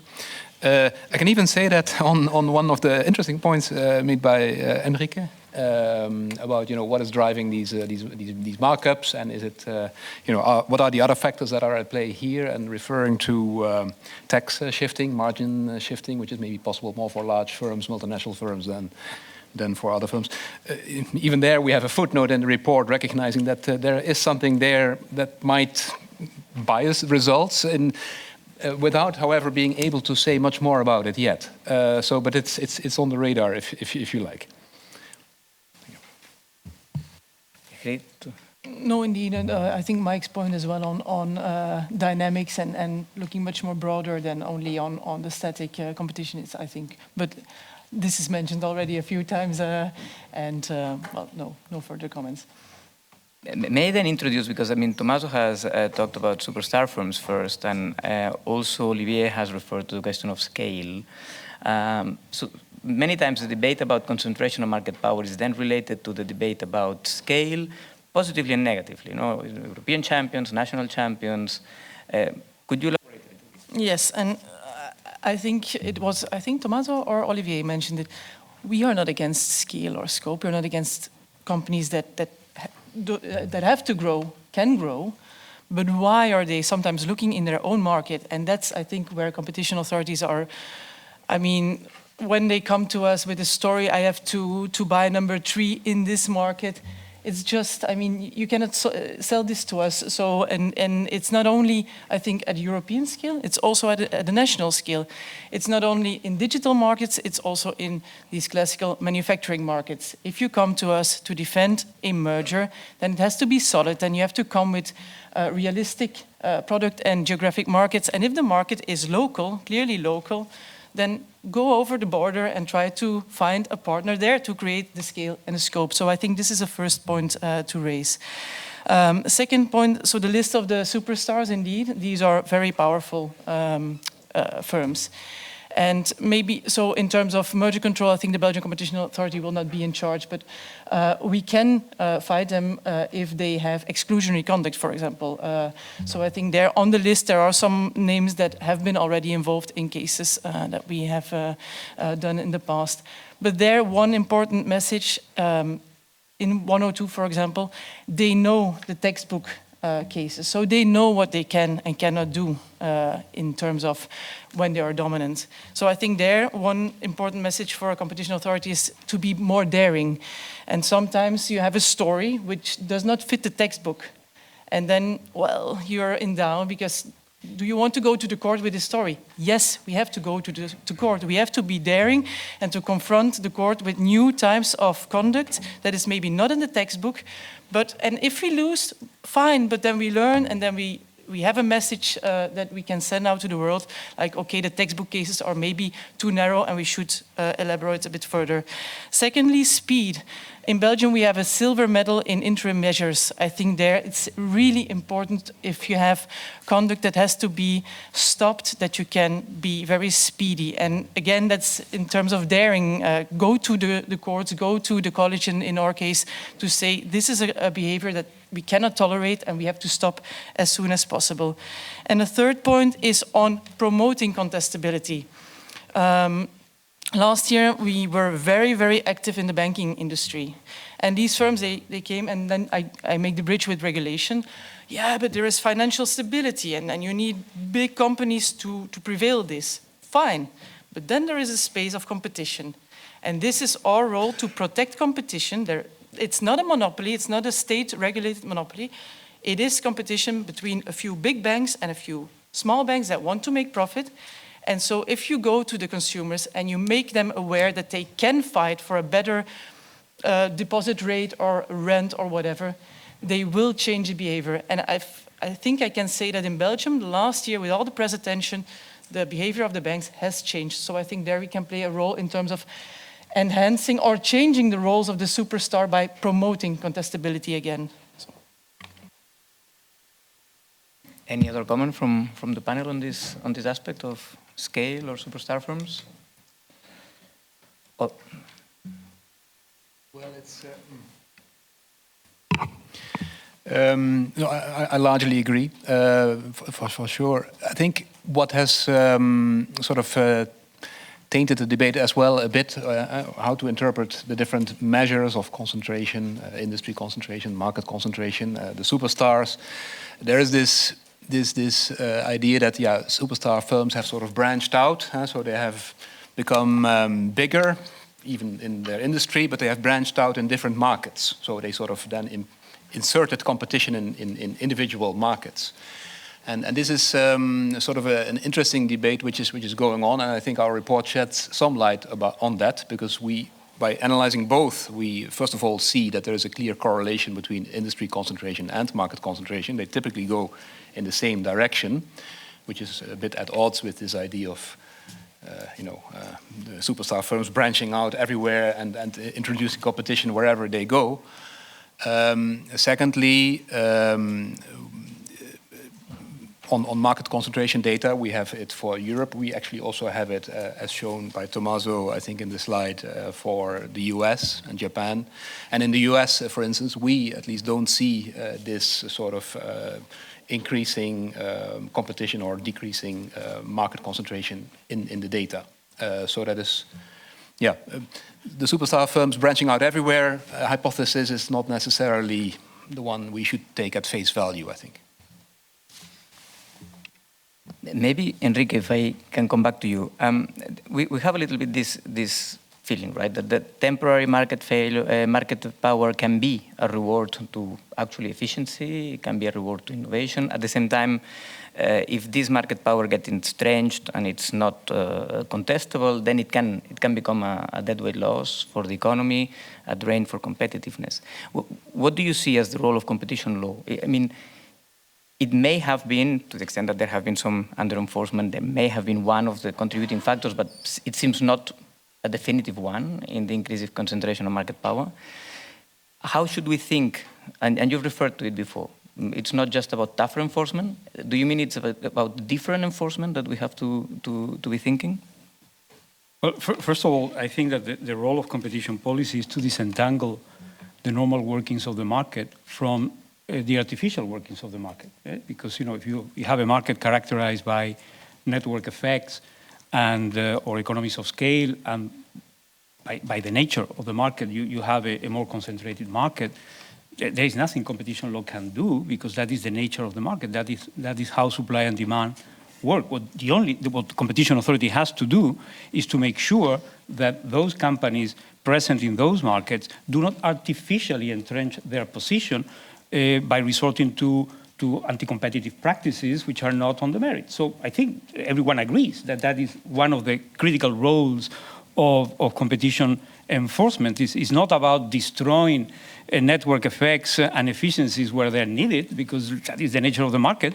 It is to prevent those companies which have the ability to entrench themselves through anti-competitive practice to doing so. So I think that no one is going to question that. On merger control, the same thing applies. So you need to make sure, as you are doing, I think, overall, rightly, we can agree to disagree in certain cases, but I think that the track record is as I said before, rather positive in terms of getting it right more often than not. You are there to prevent the emergence of significant market power. And I think that overall that is correct. What I was trying to say before is that there may be other sources of these high margins and profits and other sources of entrenchment, which are not necessarily linked to private firm behavior, but linked to state behavior. And I remain adamant about the fact that the contribution of these higher margins, assuming that they are higher margins, at least they are counting higher margins. I don't know whether they're high economic margins. I don't know whether the analysis you've done it. But the reality is that there is a significant contribution there that ought to be taken into account, that the competition authorities should continue to look into. Then there is, last but not least, a debate about short-term price increases and long-term investment and innovation. I think that is a debate that the Draghi Report has put forward, that to a certain extent, the president of the Commission in the mission letter has picked up, because she's instructing DG Competition and the Competition Commissioner, Mrs. Rivera, to reconsider the horizontal merger guidelines and to take into account investment and innovation.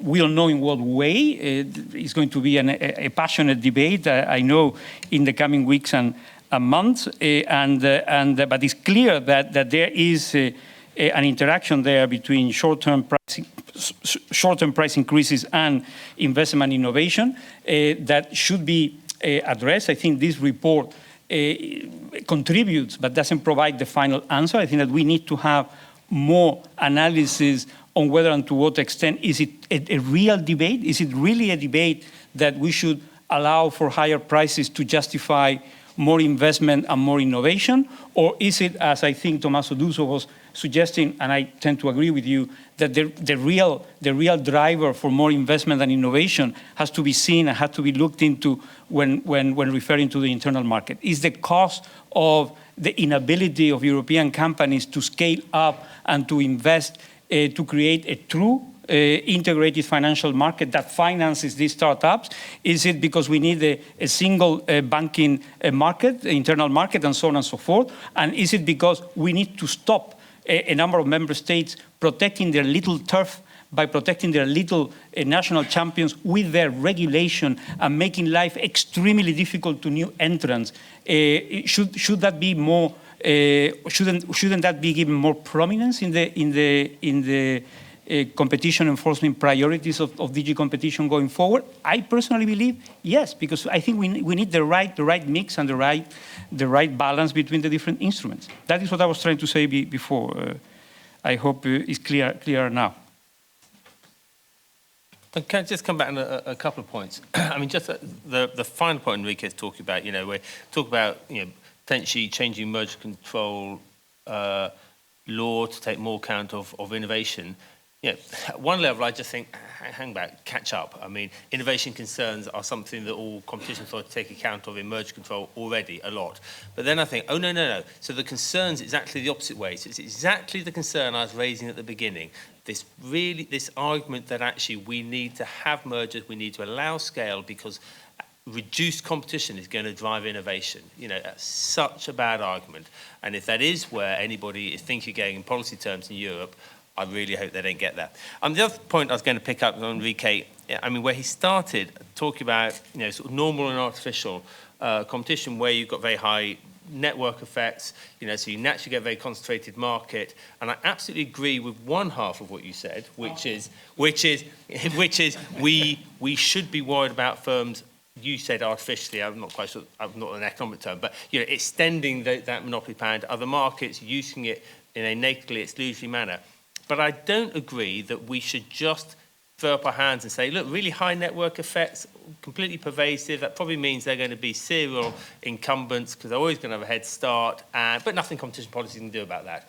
I absolutely think that is a counsel of despair. And whether you want to say it's not competition policy regulation or whatever, we absolutely ought to be intervening in those markets. It's not enough to say the network effects are so high that you can just have your monopoly forever. We don't do that in most regulated industries. I don't see why we should do it in non-regulated industries, but where network effects are very high. Briefly, so on the second point, I would be interested to know exactly what you have in mind. Would you have in mind some form of intervention with antitrust to what? To reduce market network effects, and how? So I would be interested, actually, as a matter of curiosity, to know what is it that you have in mind. But on the first point, on innovation and investment, I think that the debate probably, I conjecture, the debate is going to be in the coming months, at least in Europe, in the EEA, is going to be about the treatment of investment and innovation efficiencies in merger control and antitrust analysis. I think that is going to be the real battleground. Not necessarily that competition authorities should accept short or even long-term negative effects on prices by accepting increased prices, but whether and to what extent efficiencies related to innovation and investment are being taken properly into account or are being dismissed too quickly with a standard of review that is asymmetrical relative to the standard of review to identify price effects. So I think that is where the core of the debate is going to be in the coming months. I'm being told that we should be wrapping up, but I just don't want to do it before giving a last chance also to Hrit and Sarah. And I would have just two questions for each of you. For Hrit, how do you see competition policy evolving to respond to all these findings? How would you think, especially the question on contestability and dealing with entrenchment? And for Sarah, it's very interesting, the debate that the OECD has launched on pro-competitive industrial policies. How do you see the complementarity between competition policy and industrial policies?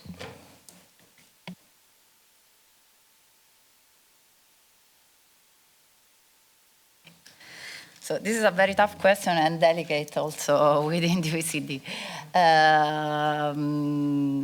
So I'll try to reply also linking a bit to innovation policies, which are a form, if you want, of industrial policy. So industrial policies were forgotten for many years and now are again very popular with this new industrial policy.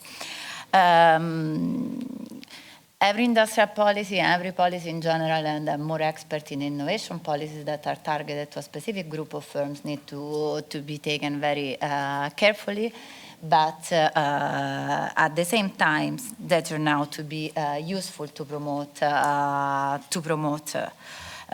sometimes even competition, what I think is my point of view. So let's take the example of innovation. We have innovative firms that face big sunk costs and therefore needs to be protected because they're doing research and development. This can be an issue in terms of competition. So on the one hand, we need to protect the offer, and I'm thinking to patents, to trademark, these are all the instruments. But on the other hand, we need to make sure that we allow diffusion of certain things to the rest. So I see this kind of policy is effective as far as we create then the instrument to also diffuse the benefit to the rest of the distribution of firms. And for instance, I'm having in mind in Europe in particular what Tommaso was saying about startup and entrepreneurship in general. So we need to have an eye also on the demand side of innovation, how to promote it, and industrial policy in general, and thinking to, let's say, the left tail. Well, and on the other tough question, well, look, we have new facts, we have new information, we have all these new studies, we have the Draghi Report and so on. And I think we have to take this very carefully into consideration. It has to be seen how the new commissioner will go along and how in the coming years we as Europe are going to shape our new policy. I can only hope that after today, we are sure that competition really matters, and that's the role that we can play as a national competition authority to maintain competition in the markets where we are the enforcers. Maybe also one point with the Illumina Grail laws. I think we have to keep on thinking about these policy tools in order to be speedy and timely. This is really important, and there I think we still have some work to do. Thank you very much. So lots to discuss still, and we will have 2 panels after the coffee break and lots to do in the next years. So thank you very much to the panel and questions during the coffee time. Very good.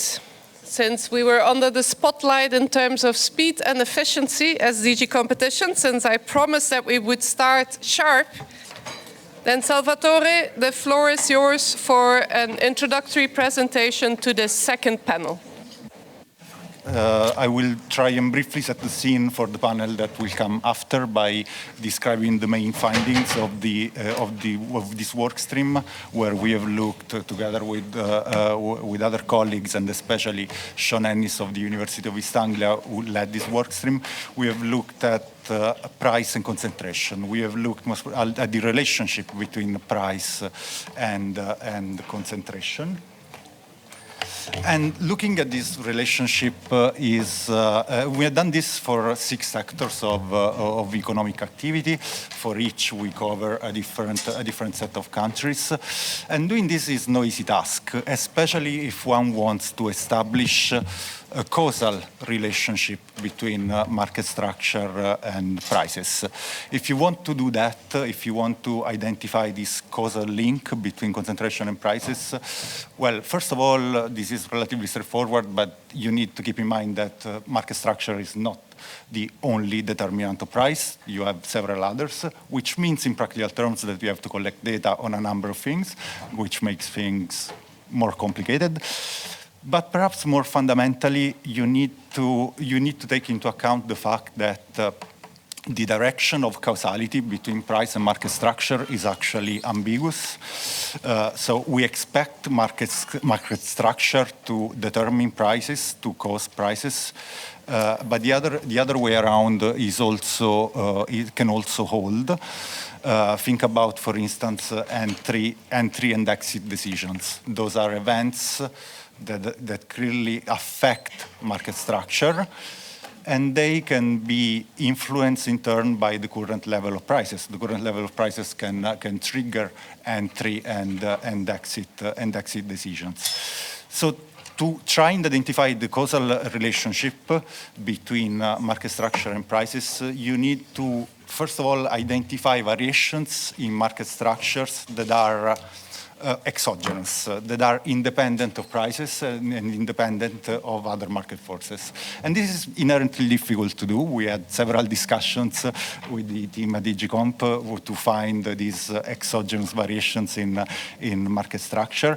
So we ended up having two main approaches to the work, for the overall work that we did. So we conducted 6 price concentration studies overall.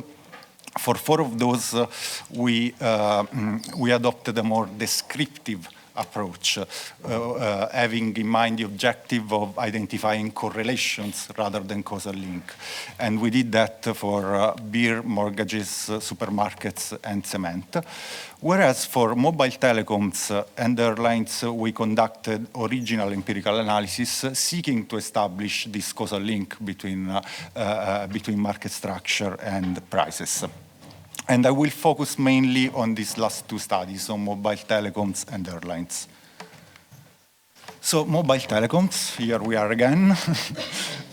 So for mobile telecoms, as Tommaso mentioned in this presentation, we can rely on the fact that variations in market structure are arguably exogenous, and we can do that because entry in these markets is not free. Entry is quite complicated. It requires an operator to get spectrum. It requires a regulatory decision, and that makes it exogenous.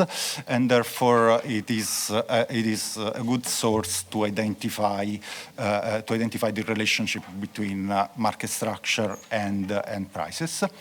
And we use this variation in the number of MNOs, mobile network operators, to identify the effect on prices, but also on investment. Our analysis covers 29 countries over the period 2009-2019.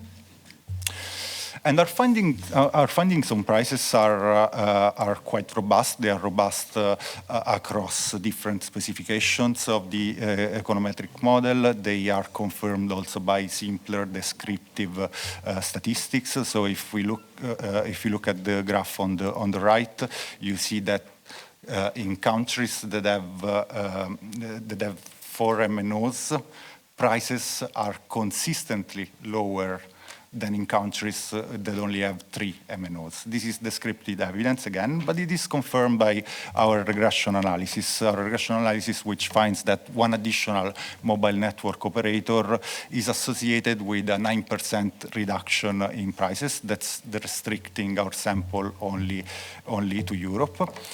And another finding of this analysis that perhaps has some relevant policy implication is that as part of the same setting, as part of the same regression analysis, we also find that mobile network operators do not seem to exert a significant competitive constraint on pricing choices of mobile network operators. So they cannot, MVNOs perhaps cannot be relied upon to provide an effective competitive constraint on infrastructure operators.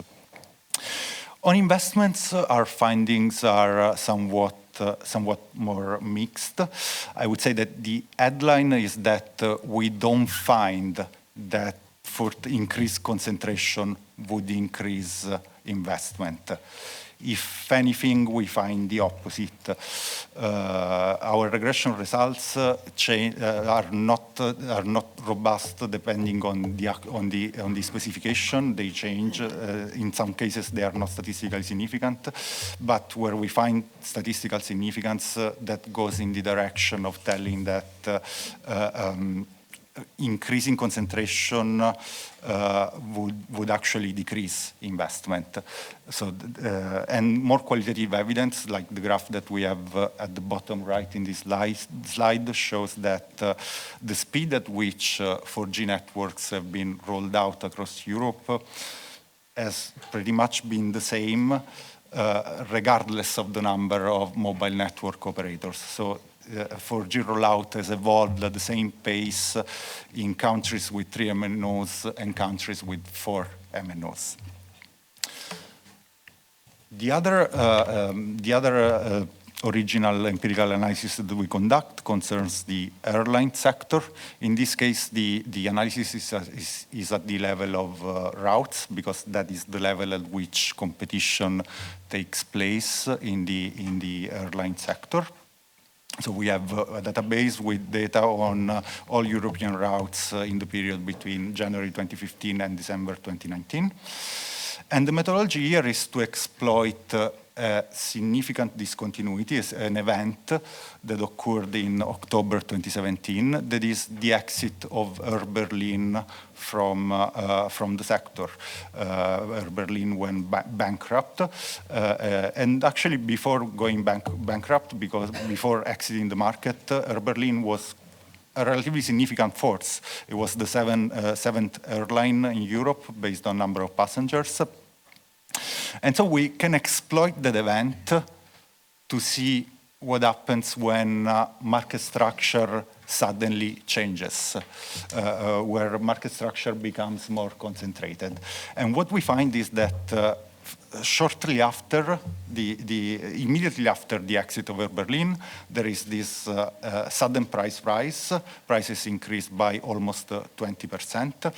And then this effect over time becomes smaller in magnitude, but still 2 years after the exit of Air Berlin, we still find that prices are higher than they were prior to the exit. So we consider this, and we also find that these price effects are actually stronger if we allow for heterogeneous effect. That is, if we look at the impact of the exit on markets that were already quite concentrated before the exit. So markets where Air Berlin was more of a competitive force.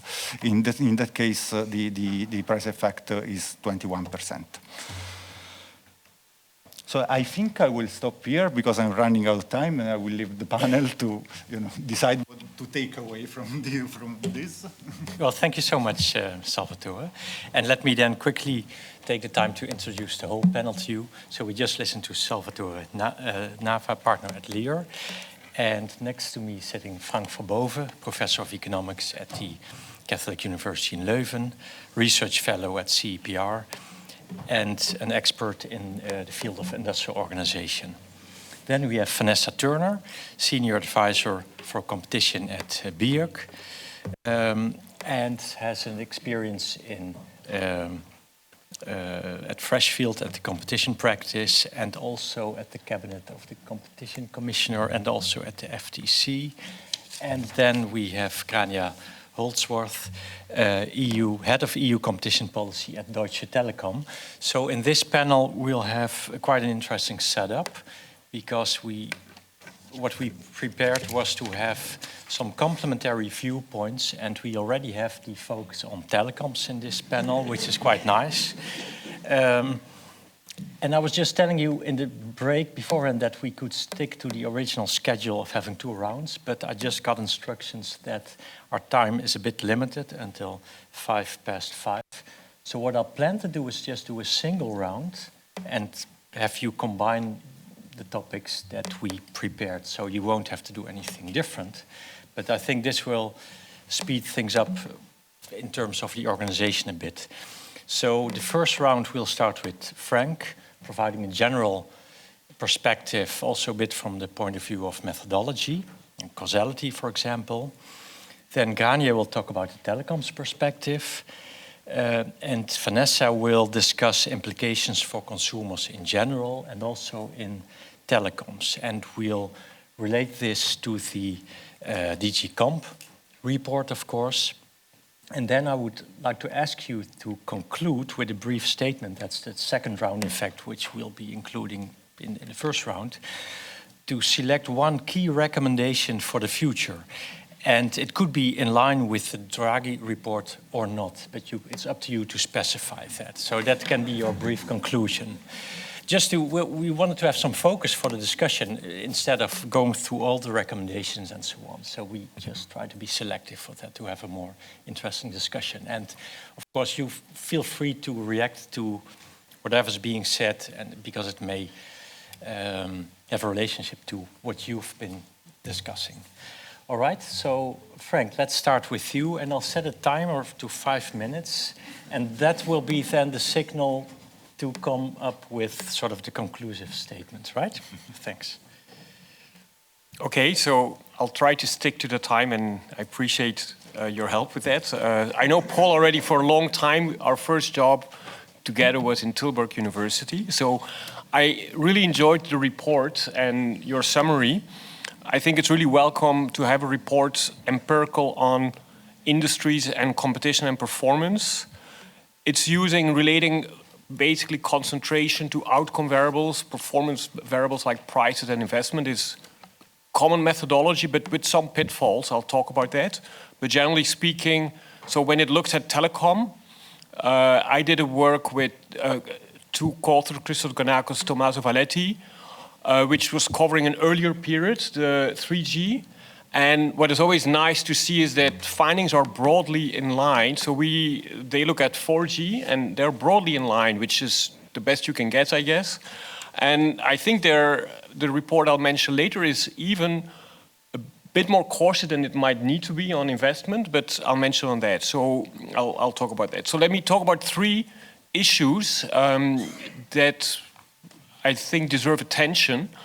The first one is about causality. So already we had a lot of discussion on what does drive concentration. Can we really relate concentration to outcome variables like prices and investment? My worry is more with the first part, which was before the break, because when we see rising concentration, it can be increasingly efficient firms, and which was already mentioned, but also maybe just more European integration. So then you have fewer players in Europe, but then they get inevitably also larger. So this report, which looks at the relationship, I think the first part on telecom and airlines does a decent job on that. So I would say a good job. There are 2 issues, and I'm a bit less critical on this than, for example, Nathan Miller and co-authors who have done functions at the FTC and the DOJ. They have been more critical, but they also leave open the door slightly for doing price concentration analysis. I think the background for their criticism was more that it's sometimes abused also by parties who find no relationships, and there can be abuses. I think here you control for endogeneity, and I think there are 2 things here. So first, as a first concentration measure, we take the number of firms. That can be, with certain methods, can be reasonably exogenous, so that you can do a decent causality analysis. What gets more into problems is when you look at concentration measures like the C4 index or the Herfindahl index, because then you start looking at the size of the firms. But we want to use that exactly because we think some concentrations are more important than others. But then, of course, we need more careful methods. And the study used similar approach as ours, so there's no way that I can deny that it's not useful. But I think, what I would like to say is that on investment, so you do find a causal effect of the number of firms on investment, and I think you can put that up front more strongly. You can be a bit less cautious on that. Where you get into trouble is when you look at the concentration measure, where you get more noisy results. In our analysis for 3G, we got more noisy results on both parts, which is why we were very cautious. Here, only on the second part. So we cannot conclude anything strongly, but at least if you assume that all entry is equally large, you would have strong effects. So The second point, and I'll be short because I think I'm already probably halfway, and the second point I want to make is on the outcome measures. So, which is the focus is on prices, and in the case of telecom, on capital expenditures, investment. But these are just two measures, and it's a good way to start. But in academics, we do a lot more studies, and they could be more. You could think of other measures. For example, price. I think you argue it's preferable over markups. I'm not so sure, because prices, why are they high? They can be because of higher costs. Maybe in the US, I'm playing the devil's advocate, maybe in the US prices are higher because of higher costs. Not necessarily because of higher quality, but prices by itself is not the only measure. Another study that I did on telecom with Marc Bureau and Utek Sun on the French telecom market, there we found actually prices of the plans didn't change, but what firms did was they introduced low service plans in response to the new entrant free. So basically other outcome measures are important to account for quality. The last part I want to mention is the role of entry, and Enrico Gonzalez Diaz already mentioned it, and I'm fully agreeing with that we should also look at entry barriers and the regulatory part. So I was at DG Comp for a hearing when I did work on pharmacies in the mid-2000s, and that was, if I recall correctly, initiated by DG Comp. After that, I've seen really little work on the role of entry. So when people now think of DG Comp, they all think about competition policy, mergers, collusion, which is very important, but we no longer think so much about the role of entry. So, and I was happy to be explained that this was actually a role, also in a legal role of DG Comp. So I think we need really more work on that. And in telecom, there's spectrum licensing, which is really where you can do a lot. So we can do remedies, but we can do more. We can proactively make sure that maybe there's a fourth entrant. For airlines, there's work by, for example, Marlene Maro from Sciences Po, who shows that having slot allocation for airports can be very important. And that might explain why the study finds that Air Berlin, after the price increases, there was a little entry. So maybe that's just because of the regulatory entry barriers.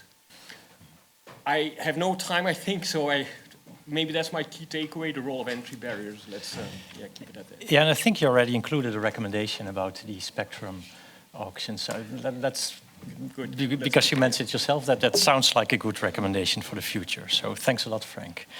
Gania. Yeah, thank you very much, and thank you for the invitation to talk about it from a telco perspective, which is a difficult one. I already learned that Draghi is good, but not for telcos. Scale is good, but not for telcos. So let's see where we end up with this.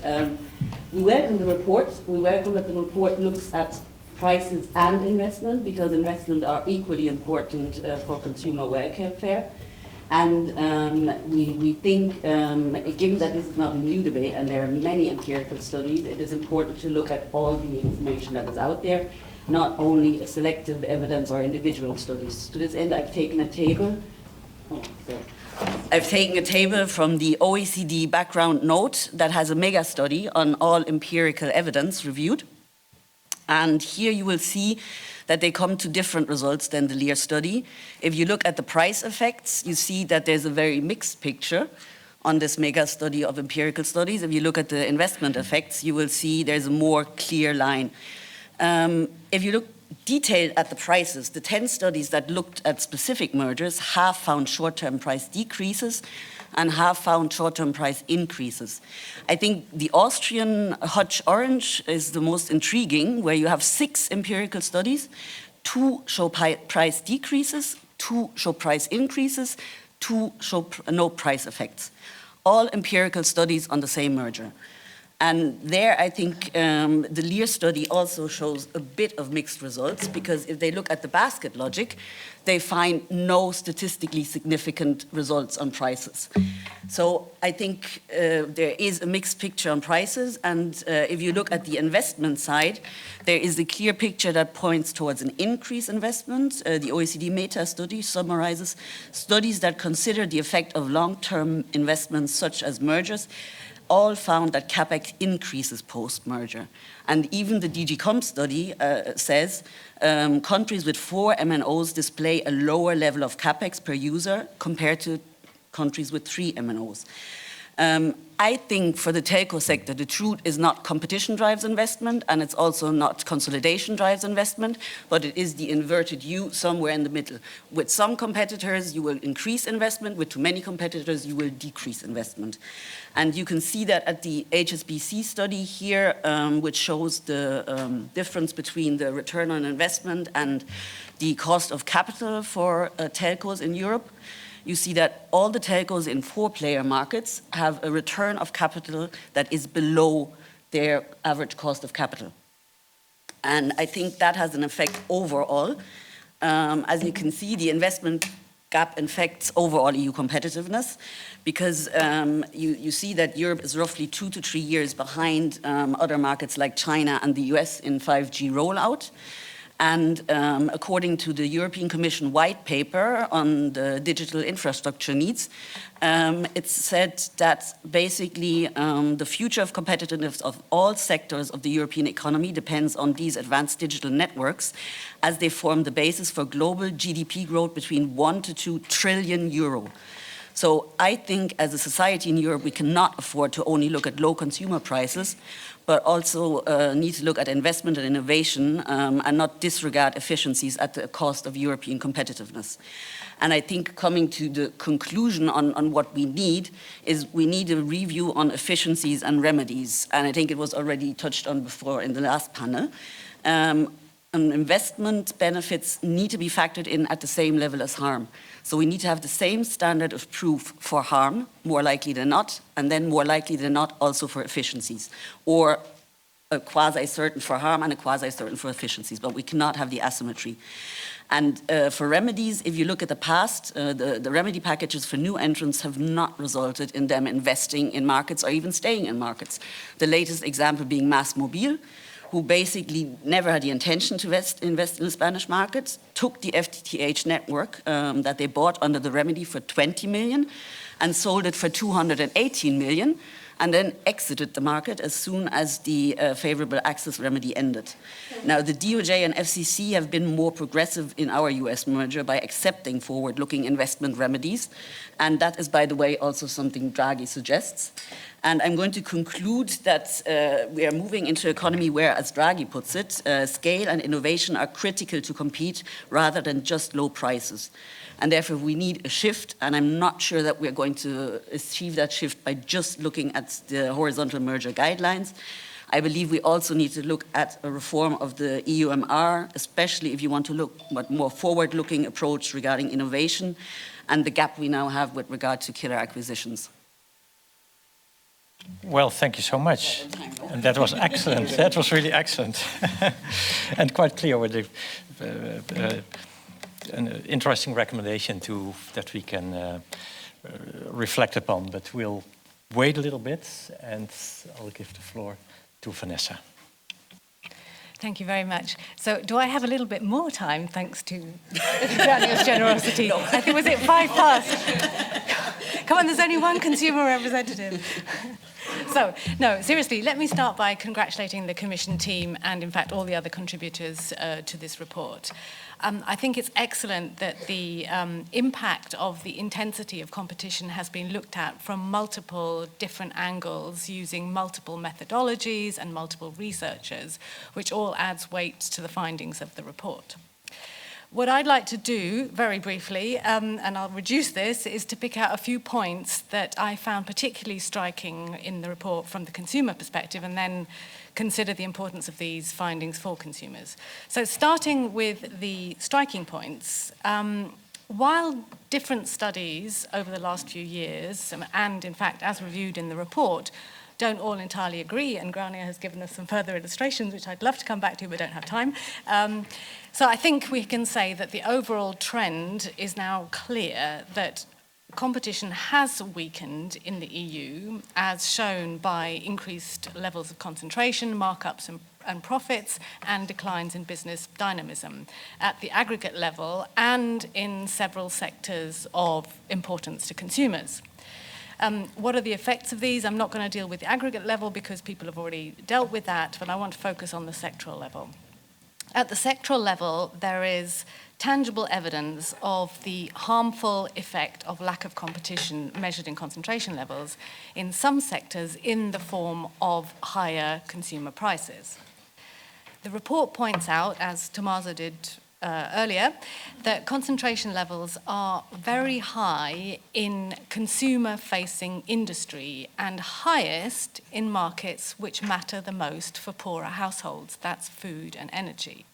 And given the implications of that, that is not good news. But the report also found harmful effects of higher concentration levels in other sectors, as Salvatore has just illustrated. And the report, therefore, contains highly concerning real-world outcomes for consumers in terms of significantly higher prices in airlines, but also in mortgages and beer.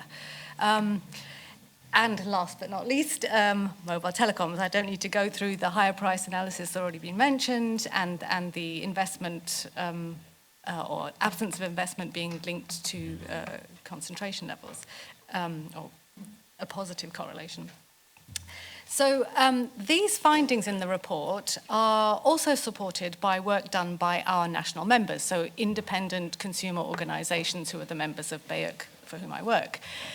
They've looked at these markets not in the context of competition policy, but to reflect, what the work that they've done reflects consumers' lived experiences. And higher concentration levels in national telecoms markets have translated into rising prices and either stagnant or deteriorating quality of service, a trend which is reflected in a sharp rise in consumer complaints on price hikes, low quality of service, lack of transparency in the provision of offers and services. And maybe just to give you some concrete examples, our Spanish members have noted that prices have been increased by all three players without corresponding improvements in customer service or quality and speed of service, and that there's a correlation between the lack of competition and rising consumer complaints. Our Belgian members found that the dominance of 3 telcos and the absence of challengers has resulted in higher prices for consumers. High levels of concentration in mobile with 3 players and broadband markets with 2 players in Norway are matched by higher prices in Norway compared to Norway's Nordic neighbours. By contrast, and I think this was mentioned earlier by another speaker, in 2014, a survey by our French member showed that following the entry of a 4th operator into the French market, prices dropped by 30% and the quality and variety of offers increased. And I mean, if I had time, I would also go into findings of other third parties from April and September of this year, which also support the impact on costs. So now turning briefly to investment, the second topic, in Germany, our member found that despite the available public funding, network operators, network infrastructure, deployment in rural areas has remained very slow as telecom operators have no incentive to invest in the less profitable areas, but continue to prefer to the more profitable urban areas where we see a lot of duplication. This is also supported by other studies. So we see the impact on consumers of the findings in the report. And whilst the Commission's report identifies multiple potential drivers for reduction in intensity of competition, and previous speakers have focused, for example, on technology and network effects, I don't think that those are necessarily the key drivers in all consumer-facing markets, mortgages, beer, for example. So for me, we cannot plausibly deny that how competition law is enforced is a factor. So coming then to my key recommendation, or my one recommendation for the future based on Draghi, the Commission report and the mission letter. So my recommendation would be, let's modernize EU competition policy, but not throw the baby out with the bathwater. I think given the impact of weakened competition on consumers, especially where they've been experiencing a prolonged cost of living crisis leading to significant levels of dissatisfaction, what we do in the coming years will matter for the credibility of competition law enforcement. Do I have any more time, or am I out of time? You're out of time now. Right. So thanks so much. Thanks so much. We have maybe like 1-2 minutes. Salvatore, maybe do you have any brief reaction to anything you've heard?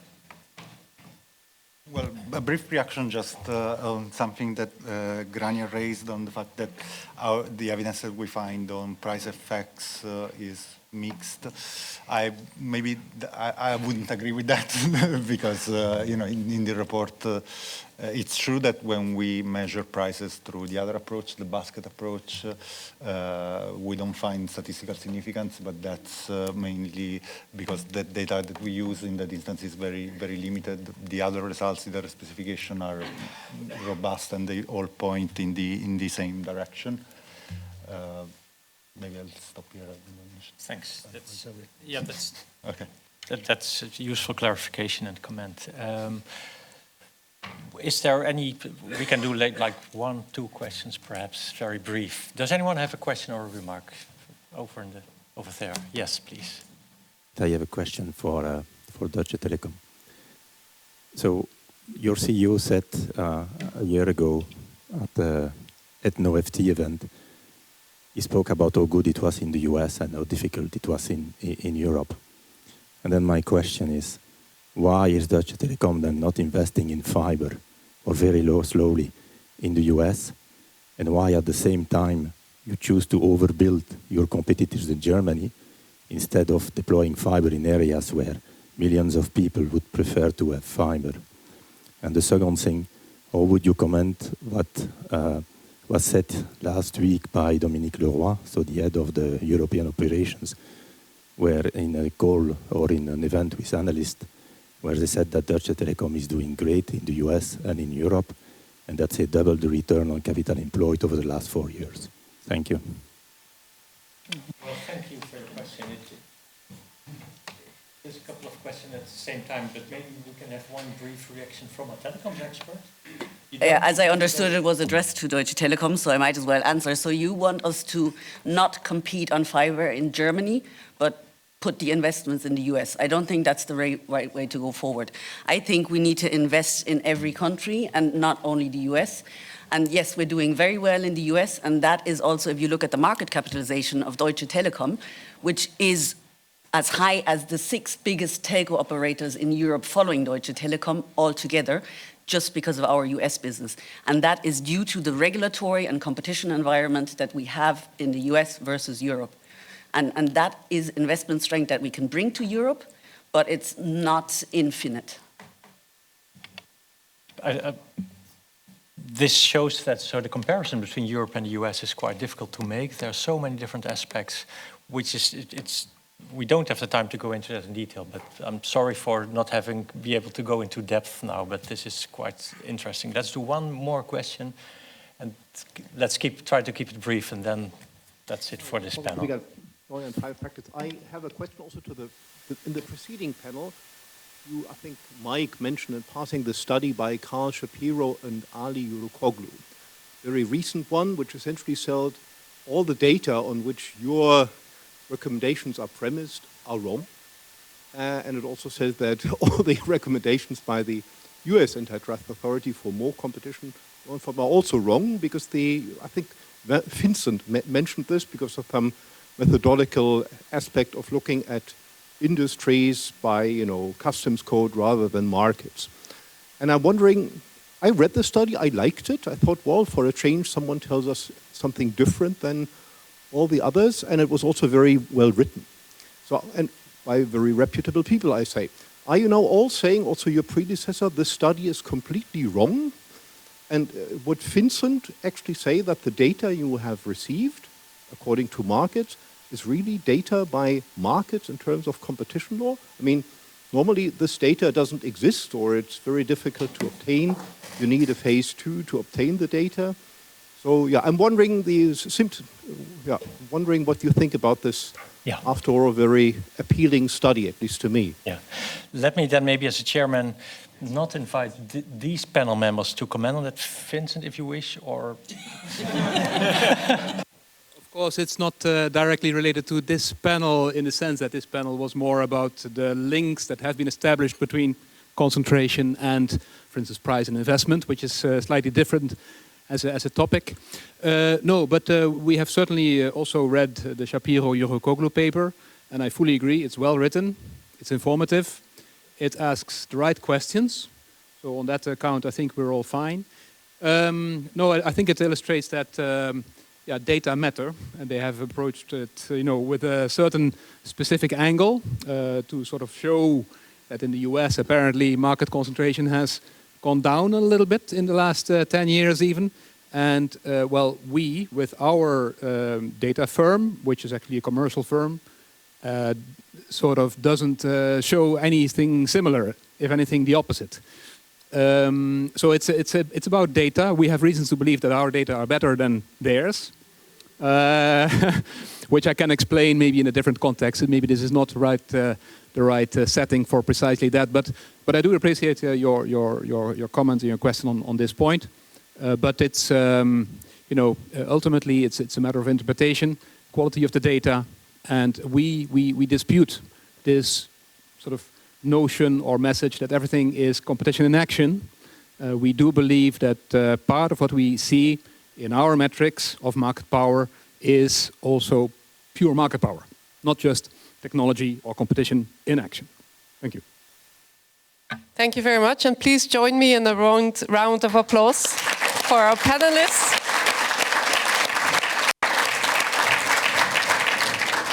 And thank you very much, Paul, for having been such a good timekeeper. Much appreciated.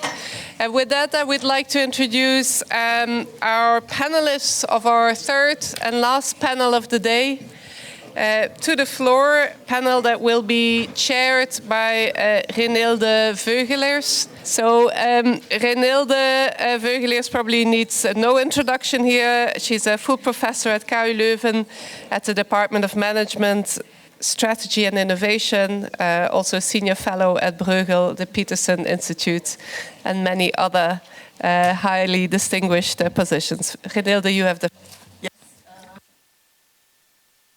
I promise you that this panel will be a very buzzing panel here, since what we will be talking about is more the macroeconomic perspective of competition and competition policy, what it means for the future of the EU economy in terms of growth, in terms of productivity growth, innovation, of course, but also in terms of green growth, decarbonization, in terms of cohesive growth, in terms of strategic autonomy growth here. So all these various dimensions of the macroeconomic perspective will come on place. We have a great panel, and only 40 minutes, so that's really challenging. I will therefore not say anything because I need to be economizing, so this will be very difficult chair position I'm holding here. We start with first 5 minutes of presentation of the report, what it has to say on the macroeconomic impact by Paolo, and then I will introduce the panel members here on my left. Okay, thank you so much. I need to apologize because I'm the one that has to catch the plane. I asked them whether they're willing to reschedule my flight, but to my surprise, they said no. So I will be very, very short. And I also prepared a few slides, but they're not there. Okay. Okay. Yes. All right. And very few slides, and 2 of them have been shown already by Tommaso Duso, so I can be very fast. So the 2 broad questions that we try to answer in the reports are, does competition, domestic market competition help firms competing in export markets, and what is the macroeconomic impact of limiting market power? Now, my recommendation is to read the report, actually, because there is no time to address those two very broad questions in the limited time that I have. I just want to tell you that the first question was addressed through a survey. So we asked firms what they think about, the impact of the competition they face in the domestic market when they are competing abroad as well. And we do not select only the export champions. I mean, we select the sectors in which export is important, but then we survey firms that belong to that sector. So there might be successful firms, but also firms that are not really successful in that sector. And the idea is that competition is, of course, important when it concerns the input market. So the competition in the market in which they procure the input is important for them to be competitive abroad. And this is something that is not controversial. And so I won't spend too much time on that. But I have to tell you that, first of all, we get a positive answer in the sense that they think, yes, this is important. Now, the fact that this is not controversial doesn't mean that it's not something we should keep in mind, because definitely it's one channel in which competition helps firms exporting and being successful abroad. The other issue is whether competition in their own product market is a factor that fosters their ability to compete in foreign markets, or is a limitation. And here we can have two opposite stories. One is that, if firms compete in the market, they become more efficient, they improve the quality, they become more innovative, and this is something that has a positive impact on their ability to compete outside the domestic market. And the other story is that competition will limit their size, and if they don't achieve the size of the scale they need, they won't be able to compete against foreign firms. Now, this is the perception of firms, and mostly those firms believe that competition in the domestic market is positive. Okay, so we have a significant share of respondents that think that competition doesn't matter. There are other factors that are important, and indeed there are other factors that may be sometimes even more important. But by large, the majority of those firms think that there is a positive impact. And only a few firms, 14% in this group, think that competition in the domestic market has a negative impact. The reason why they think that competition is important is, that's the slide that Tommaso already showed, is that they think that competing in the domestic market help them becoming more efficient, basically. So this means that they can improve the quality, the efficiency, or they can innovate. And there is a striking majority of firms that agree with this statement. This is around 80% of those firms that were interviewed. Whereas the opposite story, the one that argues that the scale is limited by domestic competition, has very, very, very little support. Okay, let's move to the macroeconomic impact. Now, this is a dangerous territory for me, definitely. But here there is, the component of the GDP. And consumption, investment, government spending, and net exports. And so we might think, what is the contribution of competition to those components of the GDP? And the story here is, in principle, quite simple. If we have more market power or less competition, we have higher prices, and those higher prices will reduce the overall level of consumption. The lack of competitive pressure may induce firms to invest less, and this will also have a negative impact on GDP. Reduced tax revenues because of the lower economic activity will translate in less spending by the government. And as we have seen, competition may help firms exporting, and so also this is something that can have an impact on growth. Now, in the study, we, or I should say they, because I'm not one of the authors of the study, they provide an estimate of this impact, and there are several simulations. Some of them are based on the idea, one of them is based on the idea that, 1 minute? 30 seconds? Okay, we have experienced an increase in markup. Competition is, market power is measured through the estimated markups at the level of firm. And the idea is that if we simulate the scenario in which the increase in markup that was experienced starting from the 2000 was not there, we would have had a higher GDP in the range of 5–7%. And the other two scenarios assume, the first one, that the firms with a higher markup are brought back to the lower level. Or the third scenario assumes that there is convergence in the level of markup across Europe. And in those cases, we have an impact on GDP over a certain time span between 2% and 4%. And that's it. Oh, perfect. Thank you very much. So at least the story is that competition policy and competition matters for looking at GDP levels here. Of course, we will also take a broader perspective in terms of looking more on the dynamic side on GDP growth here. As you will have already noticed, the panel members on my left side are really great minds here.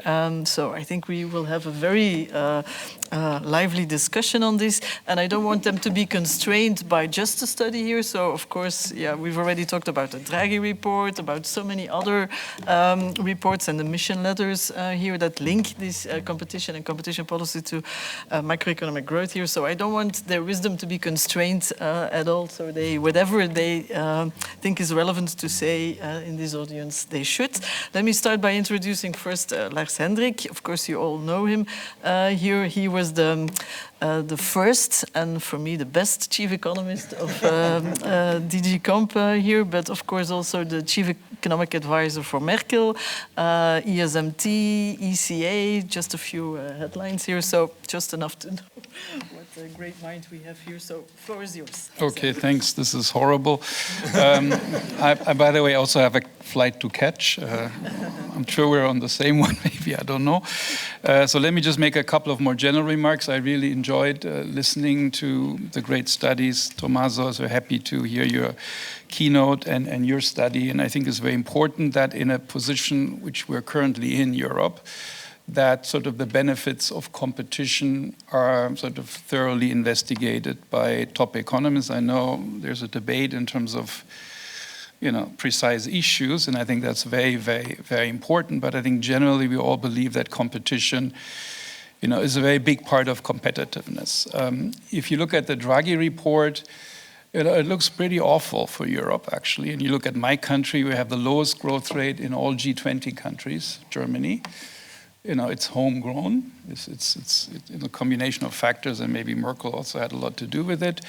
So mea culpa, but it doesn't look good. The growth is low, productivity, TFP, labor productivity is actually growing vis-a-vis the United States. And investment is really bad. Outbound investment is sort of, I think, at a record high. So it's really a big issue, which now the new commission is going to have to address. We got a new president who is sort of with a heavy baggage on the Green Deal and is now doing this industrial deal and has appointed a commissioner who has a track record, also an excellent track record, and I understand very distinguished and smart woman, but she comes from the climate field. And I would like her to concentrate, none of my business, and I have nothing to do with it anymore, but I think I would like her to concentrate on competition and not on other things. And I think other things are important as so far as they address competition, but I'm a very having been a government for 10 years and having seen how governments work, different ministries with different competences, I know one thing: you need clear competences. You don't need to mix them up. If everybody's responsible for everything, it's not going to work. And Germany was a prime example of that. So I would like that to be the case. When I looked at the mission letter, and I don't have that much time, and I think you get worried when you read that thing because it mentions immediately the climate goals. I'm for the climate goals. I'm also negotiating international climate finance. I think it's actually not a European problem, it's a global problem, climate. And I've sort of, again, helped the German government on that. But, it's mentioning in the mission letter 90% and climate neutrality in 2050. Those are important goals, but I would like them to concentrate on competition. Now, when you get to the competition part, it gets a little bit better, I think, of what we need to do. But I think that's why I think evidence, that competition really is important, should be transmitted to whoever's responsible for competition policy at any kind of level. And I'm a big fan of that. I like the guidelines on 102 because there, we had a long discussion on that, Martin, actually before, on the indispensability part. I think there are other instruments which are better placed than competition policy to deal with climate. It doesn't mean we shouldn't take climate into account when we worry about competition, because it does affect competition and the other way around, causality, Frank. But so I think that's a good approach. And I think if we can keep doing that, I think that would serve competition policy best. So that was my point number one in terms of, but I think it's not going to be obvious that will happen. And I would hope that the profession and the judges and the legal profession would not throw out the baby with the bathwater, as somebody was saying. I think I would be worried. I think on the specifics, I think merger control, I'm not going to say very much. I think killer acquisitions is a big issue if you look at that from the outside. Anti-competitive effects is also in the mission letter, but there it's mentioned farming and housing. It looks more like an equity issue than a competition issue. So again, it's mixing up things. I think, we need to be careful there. Speed, I think, is important. And I don't think that more economics lowers speed. I think it can certainly be abused if it's done wrongly and if the lawyers and the judges don't know how to use economics. I may be old school, more economic approach, but I thought if you do it well, rebuttable presumptions and other ways and have the right process, I think good economics, understanding how markets are working. I mean, this is what the work today has shown. It's very important to get this right. And if you really want to think about European competitiveness, and I forgot to mention, Europe is going to be unimportant in the world if we are successful economically. I've negotiated, many international agreements on behalf of Germany, the G20. Europe is becoming less important. And I think that's a given. The question is only how much less important, relatively. I think we can increase welfare and growth, but relatively we're going to be less important. Demographics are already there. So I think it's very important to understand markets and economics.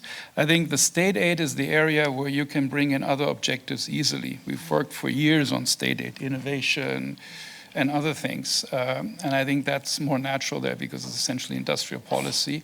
The IPCES, I think, is a great instrument, much room for improvement on that one, but actually European Tommaso industrial policy, we've been talking for 20 years. And I can give you lots of examples where it's not happening. We should be better at that one. And I think last point I mentioned that before, on state aid, the role of guarantees. I think that a guarantee is also fiscally, if you think about budgets and scarce public resources, we don't have a lot of money. We won't have a lot of money, so public money. We need the private investment. And using guarantees as a scheme, which is what I'm working on for the COP, actually, for next month, increasing the possibility of using guarantees to spur private investment is a very interesting way of doing it, and having state aid rules which allow that for happening, I think would be a particular example I would be interested in. Last point, and then I'm done, I'm sorry. The international dimension of state aid. The foreign subsidy regulation, I don't know. I understand why it's there. It's political, we want to beat the Chinese. I don't believe in these basic statement, thinking about that. I don't believe in leader-follower models anymore in the world. Europe is the leader, so we're going to go ahead and implement digital market, all these regulatory sustainability reporting, and then the world will follow us. Wake up. The world is not going to follow Europe. Maybe in some areas, yes. So I think foreign subsidy regulation, I would rather much work with them and think about how we can work together than Europe going ahead and implementing that one, because there's always a danger of retaliation. If you are in a leader-follower, we talk about tariffs right now, automobile tariffs, very, very prominent. But you need to think about reciprocity. So game theory and behavioral economics, if you're in a public good with externalities, others will not follow you if you go ahead. They actually do less if you go ahead, because there's this positive externality. And therefore, reciprocity says, I'm willing to go ahead if you're willing to go. This is what I think we should be doing also in climate negotiations, and I think also in subsidy regulations. At some point, you need to put the tools on the table and threaten others, but then you have to be strong, and you have to be willing to carry this through. And I'm worried about all of that in the foreign subsidy regulation. So basic message is more international advocacy and working together in competition policy, I think, is a huge issue, because Europe is going to be relatively less important and others are going to be more important, is my last point. Don't water down competition with other objectives. I know this is controversial, but my experience says it won't work anyways. You look important if you do that, and maybe get business if you do that, and politicians will love it. But it doesn't help in the end solving the problem and raising competitiveness. And clear competences, I think, is very important in the Commission, and that's my plea. Thank you. Thanks a lot.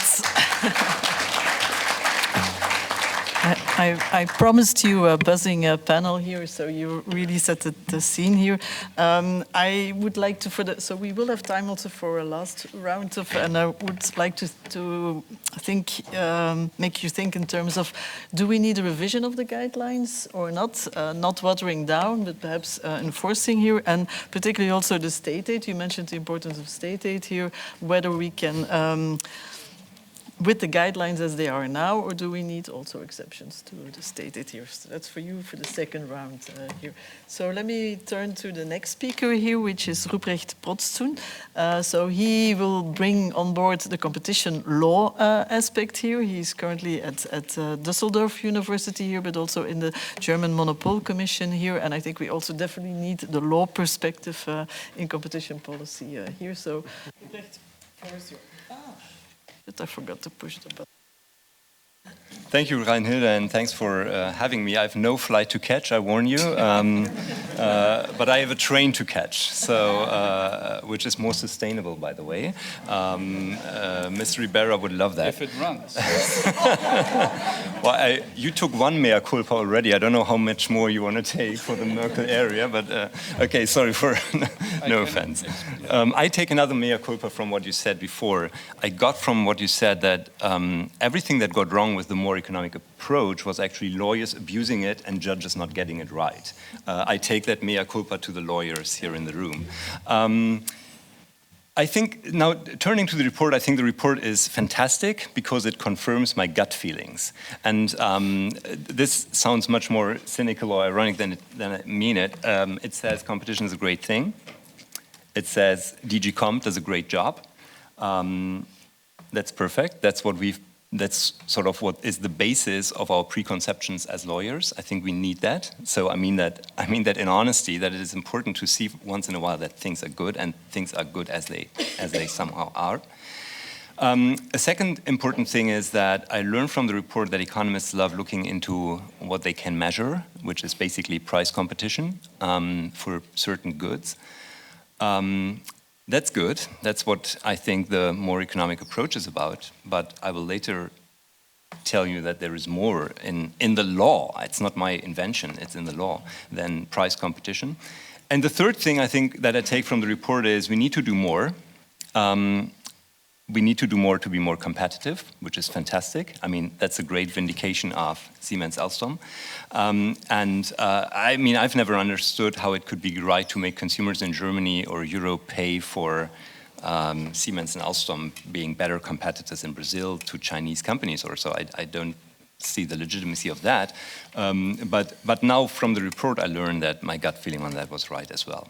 Now, how do we translate that into the law? And I think the most important point for me, embracing what is said there, is to make sure that, or to remind maybe of the fact that in the law, there is more than price competition, and there is more than efficiency considerations. Particularly, or I think that much of the report and much of our discussion today focuses on productive and allocative efficiencies, but not. Once we start talking about innovation, it becomes much more fuzzy, and we don't know exactly, and maybe need to have a defense or not defense or whatever.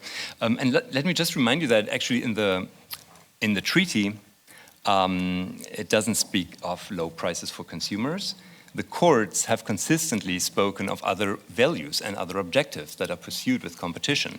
In 101, it's often said it's the self-determination of market actors. This is about freedom. This is about all sorts of aspects, not just about autonomy, etc., not just about low prices. And even more so, I guess, in the field of Article 102, if you read the recent rulings on this in SAN, for instance, or other cases, I think we read all the words like competitive process, competition on the merits, consumer well-being, which is something different from consumer welfare, innovation, etc. So it's all in there, and we are now looking at a sort of tiny aspect of that, and it is important, in my view, that we are more open to these aspects of competition, even though it is much harder to measure that. But if you look at cases like Google Shopping, I think Google Shopping didn't have so much to do with price competition. It was a case which was sort of in different fields, and much of the work of the Commission in recent years, I think, has not primarily dealt with pricing and with efficiencies in this regard, but with other aspects which I find important. So my reading of the mission letter is as critical as yours in many regards, I think. I think you're really right on many of the aspects. But then on the other hand, I think that we need to make sure that competition is not only important for lower consumer prices, not only for maybe competitiveness, but that we have a more inclusive approach in the law, in the court cases, and also as something that comes from the treaty. I mean, I think we have a recent development, something that we as lawyers have for long not tried to do, but nowadays, I think that we start seeing that there is more to the treaty than competition law or antitrust, right? We have a Charter of Fundamental Rights, which is on the same level. We have other goals in the treaty, which are there. We have the sustainability, the climate crisis, we have data law, etc. And as the court in Meta said, and someone said that before, I think you even mentioned it, if we have a problem with Meta, we need to take into account the data issues, and then we cannot say, okay, we only look at sort of a tiny bit of that, but I think we have to get the whole picture of that.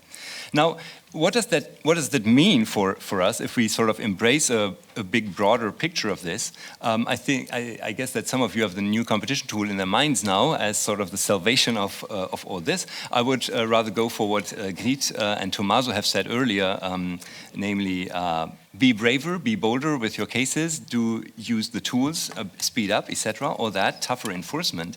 And then I hear, but there was Illumina Grail. And in Illumina Grail, we learned it the hard way that using tools in a new way, developing things out of the toolbox, is pretty difficult for the Commission. There's always the courts, there's always the rule of law, and this week with Darren Acemoglu winning the Nobel Prize, we've learned that respect for institutions, respect for the rule of law, etc., is so important, and I think that's true for competition law as well. This plays both ways, by the way. Of course, it's important to have great competition agencies, but it's also important that they respect the rule of law and don't sort of go crazy, right? Now, what is the solution to this? I don't know, but my suggestion would be to look for a more evolutionary, this is the great word in the title of the report, look for a more evolutionary, maybe more experimental approach to competition law, bringing more cases, as Grit Jansen said previously, and also making good use of the member states the EU set up as a laboratory for finding out what actually works and what not. I think the whole digital agenda is a perfect example for that, where member states tried things in different ways, where some member states pioneered and where the Commission finally took the conclusion of introducing the Digital Markets Act, which I think is good. So reforming Regulation 1, 2003, for this reform, I would ask the Commission to be brave, to be bold, and to try more, or to put it with Samuel Beckett, ever tried, ever failed, no matter, try again, fail better. That's very nice to hear that. Perspective, you argue for an experimental approach. I really like that. And also, I think what's very important that you say the law indeed allows for other dimensions to take into account other than short-run prices here. But of course, the question is, how are you going to trade off short-run versus long-term, innovation effects versus others? So the trade-offs also are pretty complicated to work with. So maybe you can think of that for the last round that we will have. So we have, for the last presentation, in this panel here, we will have Maarten Pieter Schinkel from the University of Amsterdam. And I think what he will bring in very new to this panel here is not just only competition policy, but also the link to regulation here as an instrument here, since he's been working on these issues and how they complement potentially each other as well. So that will bring in a new perspective here. He's also been very active, not just only as an academic, but also as advising policy, competition policy here, both at the EU level as well as the Dutch competition authority level here. Maarten Pieter, you have slides here, but try not to use all of your slides, otherwise you run out of time. Yes, and Hilde, thank you very much. So Schinkel would be the Dutch pronunciation with a hard, but anything else is fine. So thank you. So much to agree with, disagree with, and debate about. But I thought we should talk about the report. Still, I couldn't help myself. Of course, we could talk about part 2, section 2, or 3.2, where there is this Mater Quest general equilibrium macro model used to predict what would happen if we would do something about the market power of the big companies in Europe, and then we might get 2 or 4% GDP, extra GDP, and so on. To be honest, as an economist, of course, I'm trained to not really trust those numbers. So I'm not going in that direction. The underlying message, I think, is clear. We congratulate ourselves, rightly so, that competition policy has, despite increasing concentration, has been useful in keeping the lid at least at more concentration. And this particular section says it might have been a quarter more, could have been 100% more as far as I know, but competition policy is a good thing. Still, I think we should be, there's so many other reports, and many have been referred to today already, so I thought I scanned the horizon, and that's why I have some slides, but many of the things that I have on my slides have already been shown, so I can be really quite quick on those. But still, I think it's interesting to relate this to the current debates. And in particular, of course, competitiveness for this panel on the agenda is the talk of the town now. Now, here, I think nobody has mentioned this yet, although it's in the report, in a little footnote. Paul Krugman has made very clear, very vocal in 1994, that competitiveness is a very dangerous term. So countries do not compete. And if we start thinking about countries as competing, and I recommend you have a read of that paper, then politicians might do very, very wrong things, like devaluating their currency and so on. Very graphic paper. Now, in the beginning of the paper, Krugman says, well, there is one poetic meaning for competitiveness that some people might use, and that is competitiveness as productivity. And I think we are safe because that is the way in which Draghi is using competitiveness in the report. But we have to be very careful because many people can read all sorts of things in competitiveness. It's the new sustainability, if you ask me. And Hendrik, yes, I'm also very concerned that sustainability agreements might come back on the agenda. So of course, what we see then is that we have fallen behind the US since internet, basically, since the big techs, and the study shows that this is also, that this is not due to a lack of competition. So competitiveness at home is felt, and this slide has been shown several times, is felt also by companies to be the main driver, competition at home for competitiveness. So competition delivers competitiveness. But then we should be very concerned about this, right? And Olivier brushed a little bit over it. But the Draghi report says that sometimes competition enforcement is blamed for the lack of R&D and innovation. And in theory it might not be, but in practice it is. So this and then this is echoed in the mission letter and also in von der Leyen's statements that we should modernize EU competition policy because, and this is a very, very explicit criticism, I would say, because it should ensure that European companies innovate.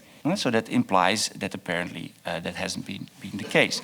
So what's wrong with competition policy then? Well, it depends on how you look at it, and the report that we read for today, of course, would say not so much. And also, I think if you look at Draghi Report, then not so much maybe. So here is an interesting question, an interesting answer that Draghi gave in the press release to a question that somebody put, whether competitiveness also means we should have low wages and more flexible labor contracts. And then he immediately went and said, well, no, it is big tech. It's just big tech. And this is also in the report, on page 20 in the report. So big tech, if you take it out, then productivity in Europe is actually slightly better than in the US. You don't believe that's true? Okay, well of course it's more subtle, but there's no time. So we can, I suppose we can hardly blame DG Comp for the fact that the US went ahead and now has all these big tech monopolies and we don't. And if you look a little bit more in micro, there's another interesting report written by Daniel Gross and Jean Tirole, essentially, so several institutes presented at Bocconi. And they look at and they essentially conclude that investments in Europe in R&D aren't all that bad. They're just directed differently. And so here you see investments in Europe. I think I even put some markers. Yeah, so we invest in pink, which is mid-tech, whereas the US invests in more, but it also invests more in blue, which is high-tech. And that also translates into results. So we have, the US is ahead in pharma, and in particular in high-tech, and we are doing good in transport. And so what's that? That's car, essentially car patents. So car inventions, it's Germany in particular doing that. But it's being criticized. And the report then advises that actually we should relocate those R&D funds to more high tech. It is actually getting into these mid-tech firms. And so maybe, if you combine this with this is an OECD study. Tommaso showed a similar graph by Schnabel.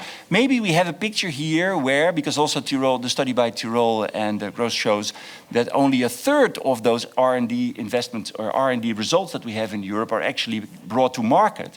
So maybe we have here a picture of laggards. So here maybe we have here sort of little national markets that are shielded. Market integration has also been mentioned here several times. That are shielded, and firms are not exposed to Schumpeterian competition in a wide market, and therefore they're not incentivized to really also take up all these innovations that we do create, or invest in the right innovations, in the high-tech innovations, and therefore we stay behind. And then, of course, we come to other reports.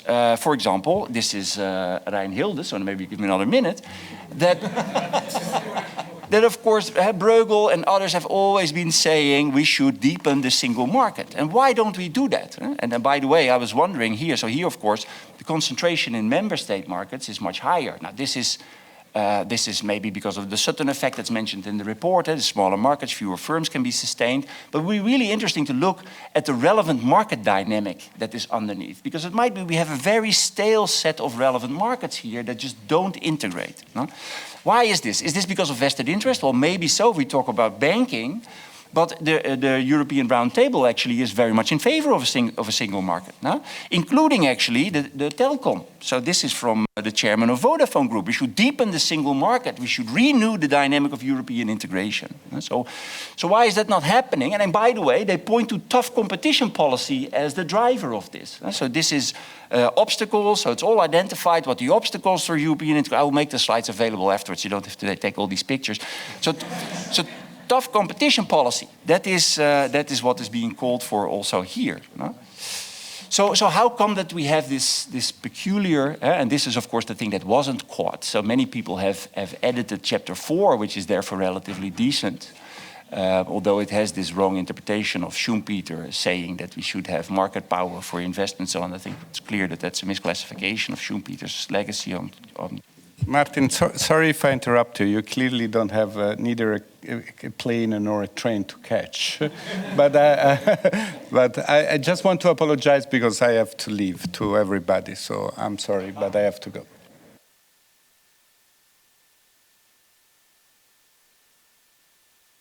Okay, well, I'll try to make it brief. So what do we have here? Yeah. Here we have a fundamental problem. So this is, of course, the little sentence that people are really worried about. A fundamental misunderstanding of what definition of market is. Here it's presented as if we can sort of determine what the market is by just calling it the market. But of course, defining the market is assessing what the market actually is, right? So what this define, actually, if somebody would have caught it, should say create. We should first create the relevant market. And there is my uplifting message, because now we are at DG Grow. DG Grow should actually do this. So DG Grow is about the denominator market integration, and there's a very strong call also for reinforcing here the single market enforcement task force. Is there then nothing for competition policy for comp to do? I think there is. And so in particular, this new competition tool, we should dive into this. We should embrace this, I think. And thanks to Fiona, it's on the agenda. But it's there, of course. I have to round up, but it's there, of course. This has been developed, but it has been abandoned. It can just be taken off the shelf. And then what do we have here? A set of tools, and this is revolutionary, I think. So now we have a proactive tool for competition policy. Not reactive, waiting for the merger and so on, and then maybe say yes or no. No, a proactive tool where where comp can go and tell where there are barriers to market integration, and tell member states or whatever who needs to be told, also companies, because there's also vested interest of companies that prevent these market integrations from happening, to integrate those markets. And I think we should embrace that. Thank you. Wow, thank you. So I promised that you would bring the regulatory agenda, single market also in the picture together with competition policy, but that doesn't mean that competition policy also should be looked at more in terms of what it can do here. So we do still have time for a last round of reactions here, which would be more focused on moving forward with the policy agenda, particularly competition policy agenda. So what last words would you like to give this audience here in terms of... I think you... Turned off again. Will I get a hand if I have to leave early as well? But no, but I think on the competitiveness, the Krugman argument, this is very old, and we've been talking about competitiveness, by the way, in the financial crisis already 10 or 15 years ago with Greece, how to become more competitive. I think we should keep with that term, even though it's wrong, but we should make sure that not the wrong conclusions are drawn from it, because that word now is so important right now that we should not keep pointing out that this is the wrong concept. I call it Champions League economics, so that you just want to be number one. It's a relative concept for business people. It makes sense for economists. It doesn't, because we look at enlarging the cake and not redistributing the cake. But I think we should, it's always good to point it out, but it's sort of a smart comment, but I think we should, politically, we should stick with that one. That's why I keep saying competitiveness, even though, of course, it's not wrong. We just need to make sure we don't draw the wrong conclusions from that. Modernization of antitrust, I think there's lots to do, and I think you mentioned some of that. I was very impressed with the dynamic competition, which is, by the way, not new. We already talked about dynamic competition 20 years ago, but the argument at that point was maybe empirically it was not as important as it is now with all the technological changes. And the argument is always difficult to measure. It's very speculative, and how do you take that into... So if you made progress, both in terms of data and analysis, how to introduce dynamic competition in a simple way such that judges can understand it, that's the ultimate test, then I think this is a good thing. But there's nothing new. It's very old, this dynamic competition concept. But of course, what matters is how you do it and not what you talk. So I think that's a big issue, modernization. And the other one was this investment, innovation. I think it's investment. It's not climate goals, at least not for us. I think it's getting more investment into Europe. And I think on this industrial policy issue, the study by Jean Tirole and others, I always disagreed with that.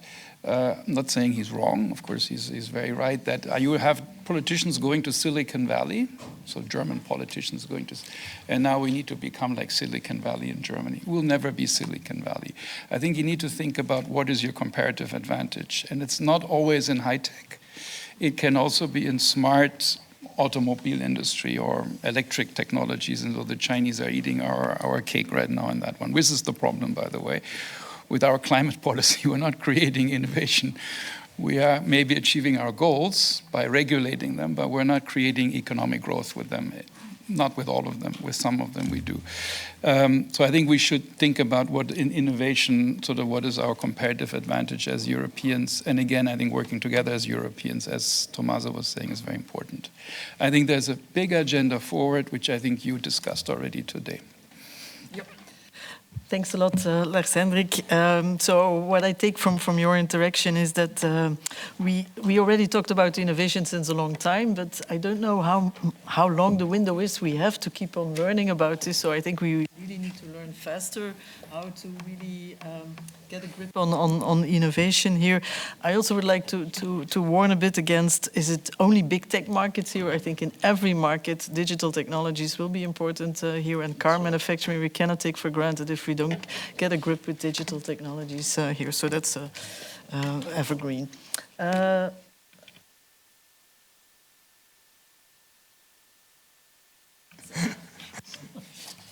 Sorry. I think being bold means being... The first thing you need to know is, what are your panelists? It's Ruprecht with that Ginkel CH, so it's a bit difficult. I agree. Being bold means making mistakes. Making mistakes means you have to be sort of in the position that you do things that maybe we don't know exactly what's coming out of this. And I think this is what the Commission has to do. And this is where we have all kinds of procedures, rules, courts, etc., who are there to sort of manage that they don't go completely out of it. But the first step, I think, has to come from the Commission. And I see the people from the Commission sitting here. I would say try it with Article 102. Go a bit more forward than you are currently in the draft. Do more and try to inject more innovation aspects in 102. I think that would be a start. I've already discussed, or I've already said one word on the reform of the procedures, 2003. So I think there are tools nowadays available where we can inject more. And I also loved it to hear that Martin Peter said we need the new competition tool. I'm not 100% sure that this is for the Commission at this point. I think, yes, at some point the Commission will have to do it, but then, of course, the mistakes done by the Commission are a bit bigger than the mistakes done by the Member States. And maybe we can first learn a bit from the Netherlands, Germany, Sweden, and other Member States how to apply this tool and what goes wrong when we do it wrong before we take the big thing in Europe. I think this is the kind of evolutionary experimental approach that I would love to see moving forward. Again, it's so great to hear this from the law perspective. I really love this here. The new competition policy tool, I think it really is important, but I hope it also will be an open tool that will not only be for DG Comp or national, but also for academic research to be able to contribute to that new competition policy tool here. Martin Peter Schinkel. Some final words, yeah? Okay. So, Hendrik, I didn't mean to change the term. I just wanted to... I didn't mean to change the term. I just wanted to warn that it can have different meanings to different people. And I think there's many things in the Draghi Report that can have different meanings to different people. And then before you know it, lobbyists will have a different meaning than the right meaning. And I liked very much Tommaso's presentation this morning, his call, because we all understand the right meaning, right? So we know what competition is and how fantastic it is. Why don't others, right? That's sort of your call. And we should... And that's where we should reach out. We should be careful because it is misunderstood, I think. And the value of competition is not. And it doesn't help to call it a side dish. I agree, it's not a side dish. Maybe the whole food analogy is a bit problematic because it's probably also not the main dish. I think that's what Olivier tried to say, right? There's other DGs that need to do things. There's regulators that need to regulate carbon tax and then competition, right? And not use competition for those public goods, for example. So maybe an automotive analogy would be better, that competition is the engine, but still somebody should make it a green engine, somebody else maybe, not a diesel or an AdBlue cartel hang-on diesel engine. And also design the wheels and the rest of the car and everything.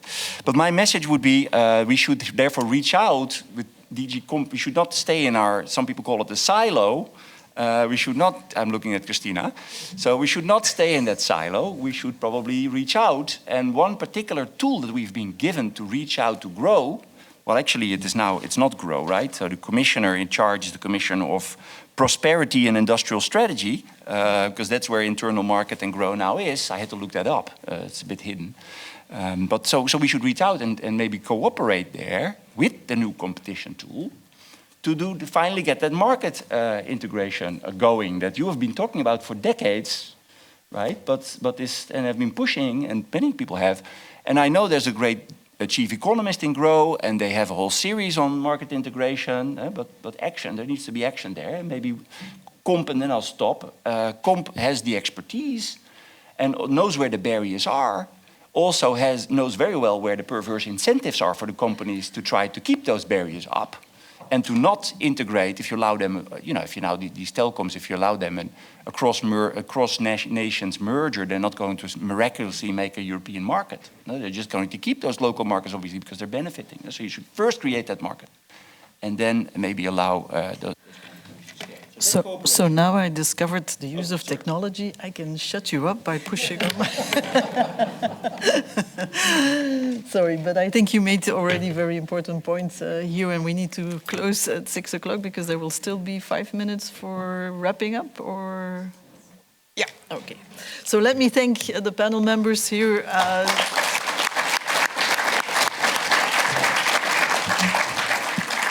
I promised you a buzzing panel, we got one.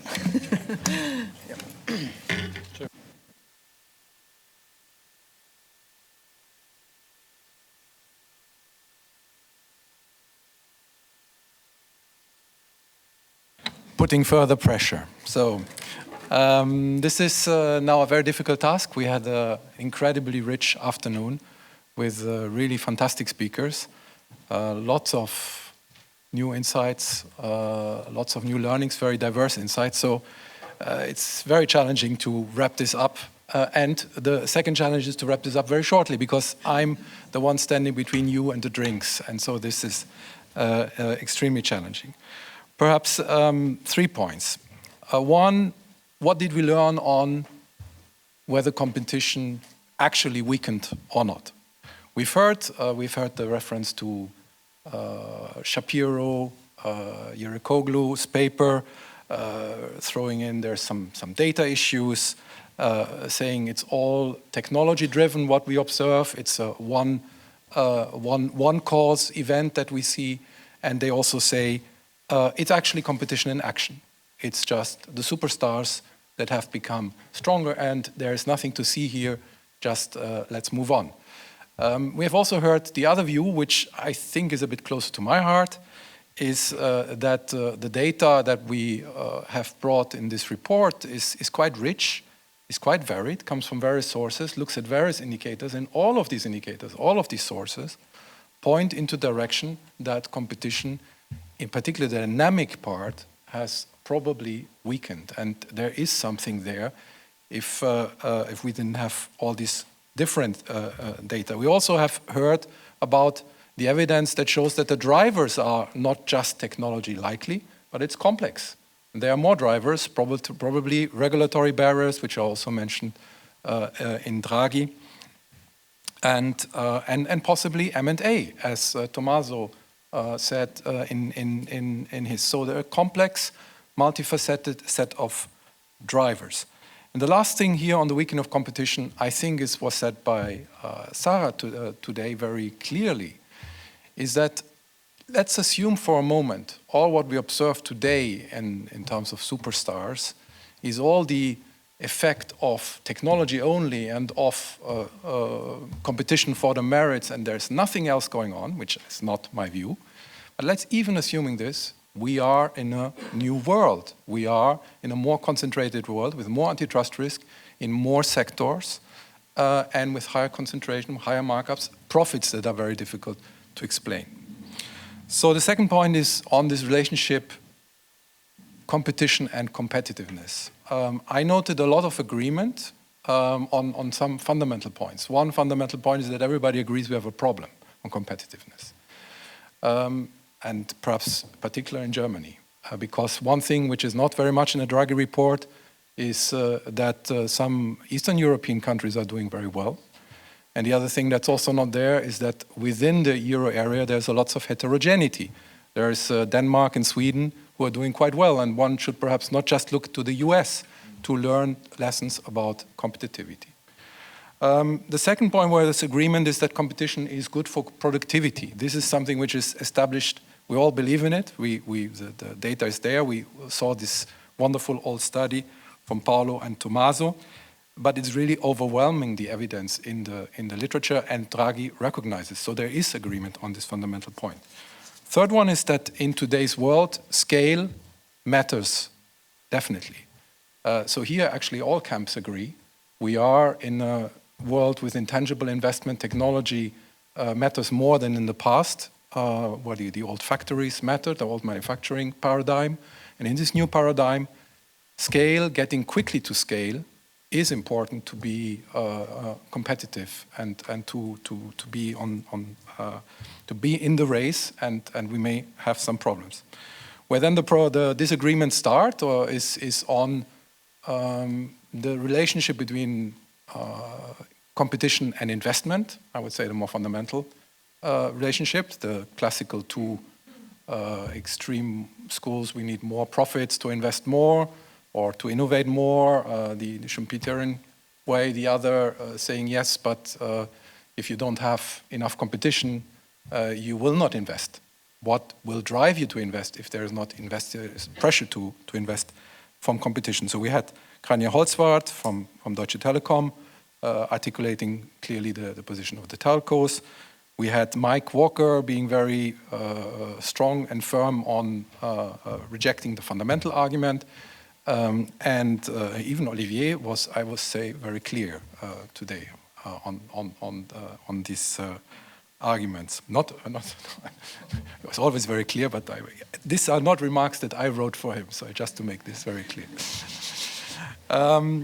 Now, perhaps a synthesis here, where perhaps many can agree, is that one point came from Enrique, and he said, perhaps all of this debate will end up to become a debate on a case-by-case basis, on the efficiencies, what is really going on in this particular case. Let's not generalize for all telecoms markets the same. Let's look really in the facts of the case. The other thing where I think some agreement could be there is that a lot of people mentioned the internal market, that it's so important, where we all agree scale is important, we all need to scale up, and we all agree that this internal market, if we deepen the internal market, we can have the best of both worlds, more scale and more competition.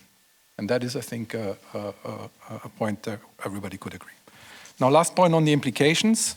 That was very rich. I must say I'm so happy about this event today. We've got so many, I think, new insights also.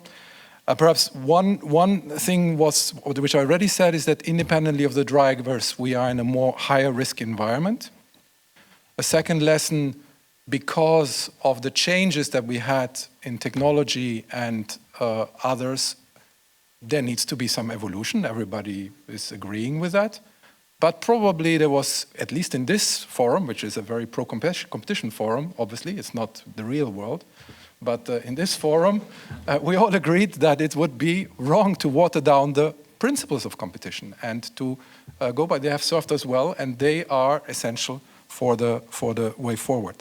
We heard a lot about giving more attention to barriers to entry, and I think this comes also out of the research from Sarah on the OECD, and from many other researchers, that there was regret that DG competition doesn't look more often into barriers to entry.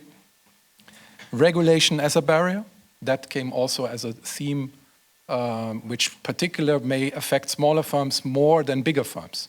So we should never forget that a piece of regulation has very different effects on different firm sizes. The single market came back and even calls for DG Comp to use its enforcement powers to also push the single market. There was Enrique also very articulate, said something, recalled the history of Article 90 or 106, liberalization, where competition tools were used to this. So this is kind of really revolution. We'll take it back, we'll have to think about it, but it's interesting to hear these things. We heard about the NCT, balanced back, I would say. Tommaso arguing in favor, Ruprecht saying yes in favor, perhaps look a little bit at the first results. We heard about industrial policy, a point which was very close to my heart, is I am really not impressed by the fact that the US has this tech advantage and that we forget all the areas where we have advantages. It's not just the Mittelstand in the manufacturing area. Europe has world-leading retailers, which are now attacking in the US, while Walmart didn't manage to attack in Europe. Europe has world-leading logistic companies, world-leading shipping, which are absolutely on top of the world. So how is it that despite European merger control being so bad, we have in all of these sectors the world-leading world champions? We have IKEA, which is the leader in furniture. We have Inditex, which is the leader in clothing. We have so there are a number of things which we don't know or we don't talk about, also because some of these firms are private. So good. Last point, which I really loved, also which came very close to my heart, is experimentation. But there we will have to see with people who have to do it in the actual things. It's easy to say, it's much more difficult to put in practice. So lots of materials. Thank you so much, all of you, for making this a great afternoon, for contributing to this fantastic debate. We'll really learn a lot, and I think now let's have a nice drink. Thanks a lot.